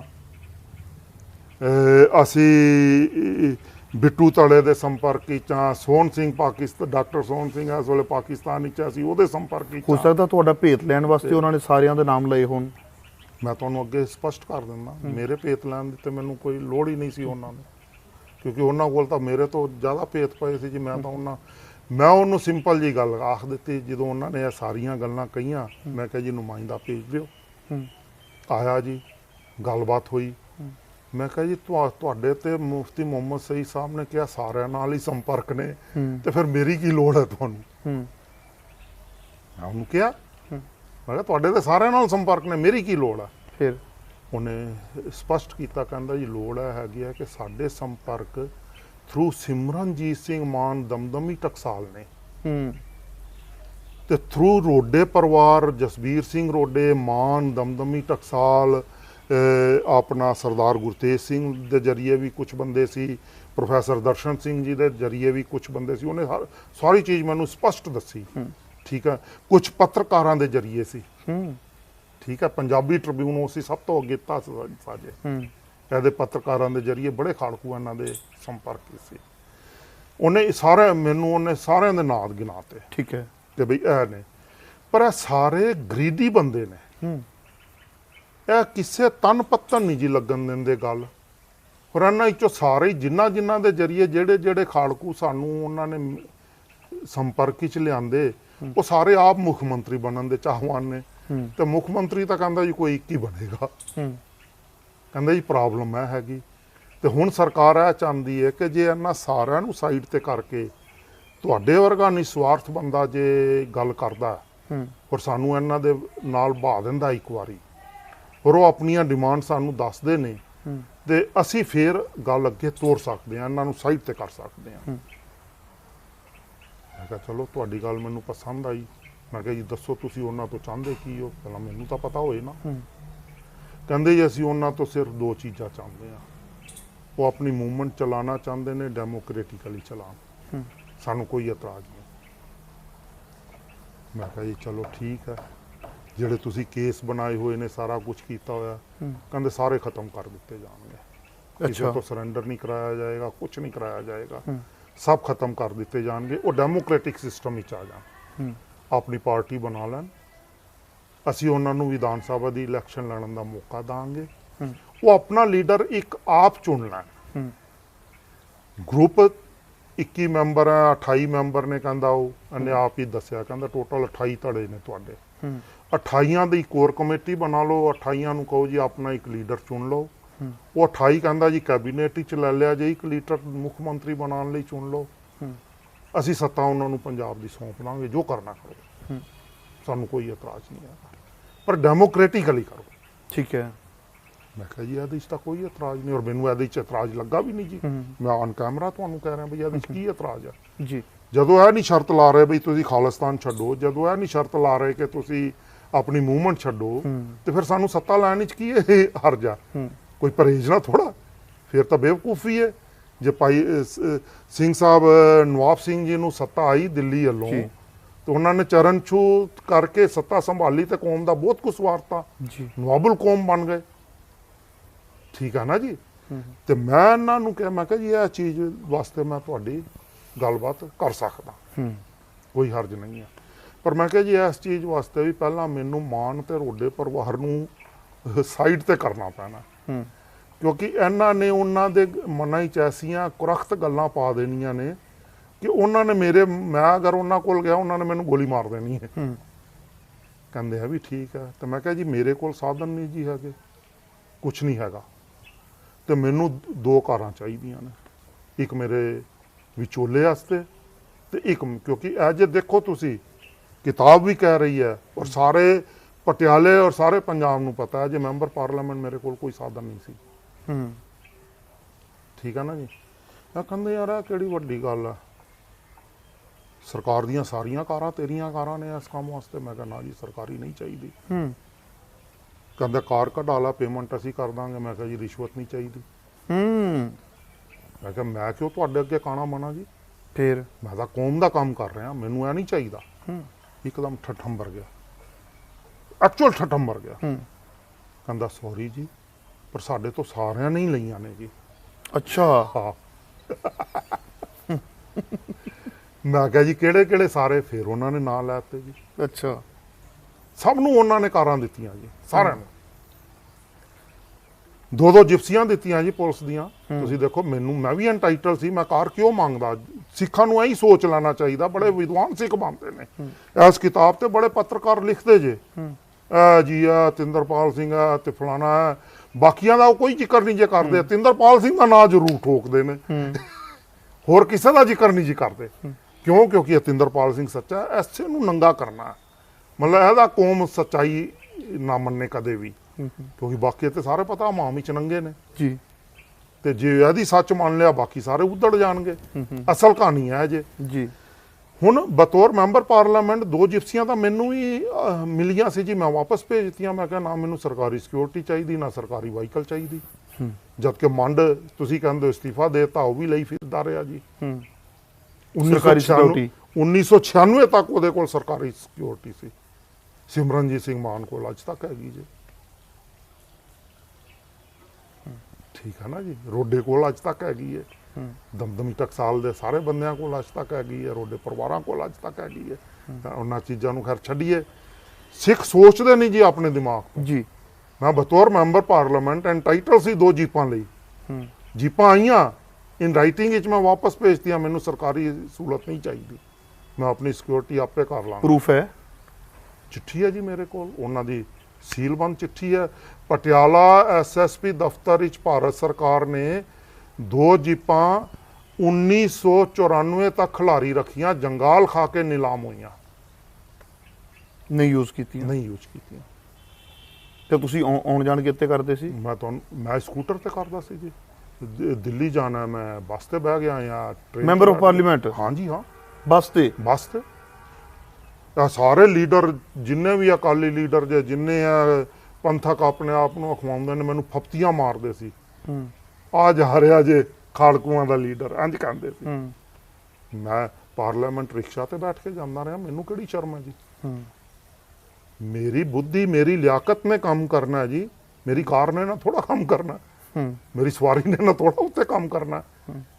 ਮੇਰੀ ਬੁੱਧੀ ਤੇ ਮੇਰੀ ਲਿਆਕਤ ਤੇ ਮੇਰੇ ਕੰਮ ਤੋਂ ਮੇਰਾ ਅੱਗੇ ਇਮੇਜ ਬਣਨਾ ਹੈ, ਮੇਰਾ ਕਿਰਦਾਰ ਉਭਰਨਾ, ਮੇਰਾ ਚਰਿੱਤਰ ਬਣਨਾ। ਮੇਰੇ ਧਨਾੜਪੁਣੇ ਤੋਂ ਜਾਂ ਮੇਰੀ ਹਉਮੈ ਤੋਂ ਚਰਿੱਤਰ ਨਾ ਥੋੜਾ ਬਣਨਾ ਜੀ। ਮੈਂ ਆਪਣਾ ਚਰਿੱਤਰ ਬਣਾ ਕੇ ਦਿਖਾਇਆ ਕੌਮ ਨੂੰ। ਕੌਮ ਮੰਨੇ ਨਾ ਮੰਨੇ ਕੋਈ ਗੱਲ ਨਹੀਂ, ਕੋਈ ਫਿਕਰ ਨਹੀਂ, ਕਿਉਂਕਿ ਮੈਂ ਗੁਰੂ ਅੱਗੇ ਸੁਰਖਰੂ ਹਾਂ। ਇਹ ਕਹਿੰਦਾ ਜੀ ਫਿਰ ਤੁਸੀਂ ਦੱਸ ਦਿਓ ਜੀ, ਹੱਥ ਜੋੜ ਕੇ ਕਹਿੰਦਾ ਤੁਸੀਂ ਦੱਸ ਦਿਓ ਜੀ ਫਿਰ ਇਹ ਕਿਵੇਂ ਲੈਣੇ ਆ। ਸੌਰੀ ਵੈਰੀ ਸੌਰੀ, ਅਸੀਂ ਤਾਂ ਪੈਸੇ ਵੀ ਦਿੱਤੇ ਨੇ ਸਾਰਿਆਂ ਨੂੰ, ਕਾਰਾਂ ਵੀ ਦਿੱਤੀਆਂ ਨੇ। ਮੈਂ ਕਿਹਾ ਜੀ ਮੈਨੂੰ ਤੁਹਾਡੇ ਦੋਨੋਂ ਚੀਜ਼ਾਂ ਨਹੀਂ ਚਾਹੀਦੀਆਂ, ਤੁਸੀਂ ਇੰਜ ਕਰੋ ਕਿ ਦਿੱਲੀ ਗੁਰਦੁਆਰਾ ਪ੍ਰਬੰਧਕ ਕਮੇਟੀ ਨੂੰ ਕਹੋ ਕਿ ਆਪਣੀ ਇੱਕ ਜੀਪ ਮੈਨੂੰ ਦੇ ਦਿਓ, ਮੈਂ ਉਸ ਤੇ ਘੁੰਮ ਫਿਰ ਲਾਂਗਾ, ਤੇਲ ਮੈਂ ਆਪੇ ਪਵਾ ਲਾਂਗਾ, ਮੈਨੂੰ ਤੇਲ ਗੁਰਦੁਆਰੇ ਦੀ ਗੋਲਕ ਤੋਂ ਨਹੀਂ ਚਾਹੀਦਾ। ਠੀਕ ਹੈ। ਤੇਲ ਮੈਂ ਉਹਦੇ ਚਾਪੇ ਪਵਾ ਲਾਂਗਾ। ਉਹ ਗੱਡੀ ਦੇ ਦੇਣ, ਡਰਾਈਵਰ ਦੇ ਦੇਣ, ਮੈਨੂੰ 2-2.5 ਮਹੀਨੇ ਦੇ ਦਿਓ, ਮੈਂ ਤੁਹਾਨੂੰ ਆਪਣੀ ਰਿਪੋਰਟ ਦੇ ਦਾਂਗਾ। ਮੇਰਾ ਕੋਈ ਪਿੱਛਾ ਨਾ ਕਰੇ, ਮੇਰੇ ਅੱਗੇ ਪਿੱਛੇ ਕੋਈ ਨਾ ਹੋਏ। ਜੇ ਮੈਨੂੰ ਕਿਸੇ ਤੇ ਸ਼ੱਕ ਪੈ ਗਿਆ ਮੈਂ ਉਹਨੂੰ ਗੋਲੀ ਮਾਰ ਦੇਣੀ ਜੀ। ਅੱਛਾ, ਔਨ ਰਿਕਾਰਡ ਕਰ ਰਿਹਾ ਮੈਂ ਤੁਹਾਨੂੰ, ਇਹ ਗੱਲ ਕਹੀ? ਬਿਲਕੁਲ ਤੁਹਾਨੂੰ? ਹਾਂ, ਔਰ ਉਹਨਾਂ ਨੂੰ ਪਤਾ ਵੀ ਸੀ ਕਿ ਇਹਨੇ ਮਾਰ ਦੇਣੀ। ਠੀਕ ਹੈ ਜੀ। ਕਹਿੰਦਾ ਠੀਕ ਹੈ, ਕਹਿੰਦਾ ਤੇਰੇ ਸੁਭਾਅ ਤੋਂ ਅਸੀਂ ਵਾਕਫ ਹਾਂ, ਸਾਰਾ ਕੁਝ ਜਾਣਦੇ ਹਾਂ। ਅੱਜ ਹੀ ਅਸੀਂ DGPC ਨੂੰ ਕਹਿ ਦਿੰਦੇ ਹਾਂ, ਸਵੇਰੇ ਜੀਪ ਤੈਨੂੰ ਮਿਲ ਜਾਏਗੀ। ਹੁਣ ਦੇਖੋ ਜੀ, ਜਸਪਾਲ ਸਿੰਘ ਜਿਹੜਾ VC ਵੀ ਰਿਹਾ ਇੱਥੇ, ਉਦੋਂ ਜਨਰਲ ਸਕੱਤਰ ਸੀ ਜੀ, ਵਾਈਸ ਚਾਂਸਲਰ ਜਸਪਾਲ ਸਿੰਘ। ਹਾਂ, ਉਹ IB ਨੇ ਉਹਨੂੰ ਕਿਹਾ, ਮਤਲਬ IB ਉਹਦੇ ਨਾਲ ਵੀ ਸੀ ਨਾ। ਅੱਛਾ, ਜਸਪਾਲ ਸਿੰਘ ਨਾਲ ਤੁਸੀਂ ਇੰਟਰਵਿਊ 'ਚ ਕਿੰਨੇ ਕੁ ਬੰਦੇ ਦੇ ਨਾਮ ਲਓਗੇ? ਤੁਸੀਂ ਮੇਰੀ ਸੱਚਾਈ ਪੁੱਛ ਰਹੇ ਹੋ, ਮੇਰੇ ਨਾਲ ਰਿਲੇਟਡ ਜਿੰਨੇ ਰਹੇ ਨੇ ਮੈਂ ਸਾਰਿਆਂ ਦਾ ਦੱਸਾਂਗਾ ਜੀ, ਜਾਂ ਤਾਂ ਮੇਰੀ ਸੱਚਾਈ ਨਾ ਪੁੱਛੋ ਤੁਸੀਂ। ਅੱਛਾ, ਇਹ ਵੀ IB ਦੇ ਨਾਲ ਸੀ? ਹਾਂ, IB ਨੇ ਇਹਨੂੰ ਕਿਹਾ ਕਿ ਜੀਪ ਦੇ ਦਿਓ, ਇਹਨੇ ਸਵੇਰੇ ਡਰਾਈਵਰ ਤੇ ਜੀਪ ਮੈਨੂੰ ਭੇਜਤੀ। ਮੈਂ ਆਇਆ, ਮੈਂ ਪਹਿਲਾਂ ਮਾਨ ਨਾਲ ਗੱਲ ਕੀਤੀ ਰੋਡੇ ਪਰ IB ਦੀ ਗੱਲ ਗੁਰਦੁਆਰੇ ਵਾਲੇ ਕਿਉਂ ਮੰਨਣਗੇ? ਇਹ ਹੁਣ ਤੁਸੀਂ ਆਪੇ ਦੇਖ ਲਓ। ਮੈਂ ਤਾਂ ਇਹ ਅੱਡ ਐਪੀਸੋਡ ਨੇ, IB ਔਰ SGPC ਔਰ DGPC। ਦਿੱਲੀ ਦੇਖੋ ਜੀ, ਸਿੱਖਾਂ ਦੇ 4 ਬੋਰਡ ਨੇ, ਦਿੱਲੀ ਗੁਰਦੁਆਰਾ ਪ੍ਰਬੰਧਕ ਕਮੇਟੀ, ਸ਼੍ਰੋਮਣੀ ਗੁਰਦੁਆਰਾ ਪ੍ਰਬੰਧਕ ਕਮੇਟੀ, ਆਪਾਂ ਕਮੇਟੀ ਕਹਿੰਦੇ ਆ, ਐਕਚੁਅਲ ਹੈ ਲੀਗਲੀ ਬੋਰਡ ਨੇ। ਜੰਮੂ ਕਸ਼ਮੀਰ ਗੁਰਦੁਆਰਾ ਬੋਰਡ, ਸੱਚਖੰਡ ਸ੍ਰੀ ਹਜੂਰ ਸਾਹਿਬ ਗੁਰਦੁਆਰਾ ਬੋਰਡ ਜੀ, ਚਾਰੋਂ IB ਚਲਾਉਂਦੀ ਜੇ। ਮੈਂ ਔਨ ਰਿਕਾਰਡ ਤੁਹਾਨੂੰ ਕਹਿ ਰਿਹਾ, ਜਿੰਨੇ ਪ੍ਰੂਫ ਚਾਹੀਦੇ ਹੋਣਗੇ ਜੇ ਇੱਕ ਐਪੀਸੋਡ ਬਣਾ ਲਿਆ ਜੇ, ਮੈਂ ਤੁਹਾਨੂੰ ਦੇ ਦਾਂਗਾ। ਦੇਸ਼ ਵਿਦੇਸ਼ ਦੇ ਦਰਸ਼ਕੋ, ਇੱਕ ਅੰਦਰ ਜਾਣਨ ਦੀ ਇੱਛਾ ਲੈ ਕੇ ਆਇਆ ਸਾਂ ਵੀ ਕੋਈ ਚੀਜ਼ ਮੈਂ ਜਾਣਾ ਕਿ ਕਿਤਾਬ ਦੇ ਵਿੱਚ ਜੇ ਨਾਮ ਆਏ ਨੇ ਤਾਂ ਉਹਨਾਂ ਚਿਹਰਿਆਂ ਨੂੰ ਮੈਂ ਪੁੱਛਾਂ ਵੀ ਤੁਹਾਡੇ ਨਾਮ ਕਿਤਾਬਾਂ ਦੇ ਵਿੱਚ ਕਿਉਂ ਆਏ ਨੇ, ਕਿਉਂ ਜ਼ਿਕਰ ਕੀਤਾ ਜਾ ਰਿਹਾ ਵੀ ਇਹਨਾਂ ਨੂੰ ਖਰੀਦਣ ਦੇ ਪ੍ਰਯਾਸ ਕੀਤੇ ਜਾਂ ਅਸੀਂ ਖਰੀਦੇ, ਵੀ ਤੁਸੀਂ ਕੌਮ ਨੂੰ ਕਿਉਂ ਐਸੀ ਖੁੱਡ ਦੇ ਵਿੱਚ ਪਾ ਰਹੇ ਹੋ ਜਿੱਥੋਂ ਅਸੀਂ ਕਦੀ ਵੀ ਨਿਕਲ ਨਾ ਸਕੀਏ। ਪਰ ਬੜੀ ਗਜ਼ਬ ਦੀ ਗੱਲ ਹੈ, ਗੱਲਾਂ ਹੋਰ ਬੜੀਆਂ ਨਿਕਲਦੀਆਂ ਜਾ ਰਹੀਆਂ ਨੇ। ਕਿਤੇ ਇਹਨਾਂ ਨੇ ਵਾਈਸ ਚਾਂਸਲਰ ਦੇ ਨਾਮ ਲਾਏ ਨੇ, ਕਿਤੇ ਵੱਡੇ ਵੱਡੇ ਬੋਰਡ ਦੇ ਨਾਮ ਲਾਏ ਨੇ ਜਿਨ੍ਹਾਂ ਨੂੰ IB ਚਲਾ ਰਹੀ ਹੈ। ਇਸ ਗੱਲ ਤੇ ਤੁਸੀਂ ਕਿਹਾ ਵੀ ਇੱਕ ਮੈਂ ਪ੍ਰੂਫ ਦਿਆਂਗਾ। ਮੈਂ ਸਾਰੀਆਂ ਚੀਜ਼ਾਂ, ਮੈਂ ਆਪਣੀ ਜ਼ਬਾਨ ਤੋਂ ਜੋ ਚੀਜ਼ ਕਹਿ ਰਿਹਾ ਜੀ, ਸਭ ਦੇ ਪ੍ਰੂਫ ਦਾਂਗਾ ਤੁਹਾਨੂੰ। ਪਰ ਜੇ ਤੁਸੀਂ ਪ੍ਰੂਫ ਨਾ ਦੇ ਸਕੇ ਤੇ ਤੁਹਾਨੂੰ ਪਤਾ ਕੀ ਤੁਹਾਡੇ ਤੇ ਮਾਨਹਾਨੀ ਦਾ ਦਾਅਵਾ ਠੋਕਣਗੇ?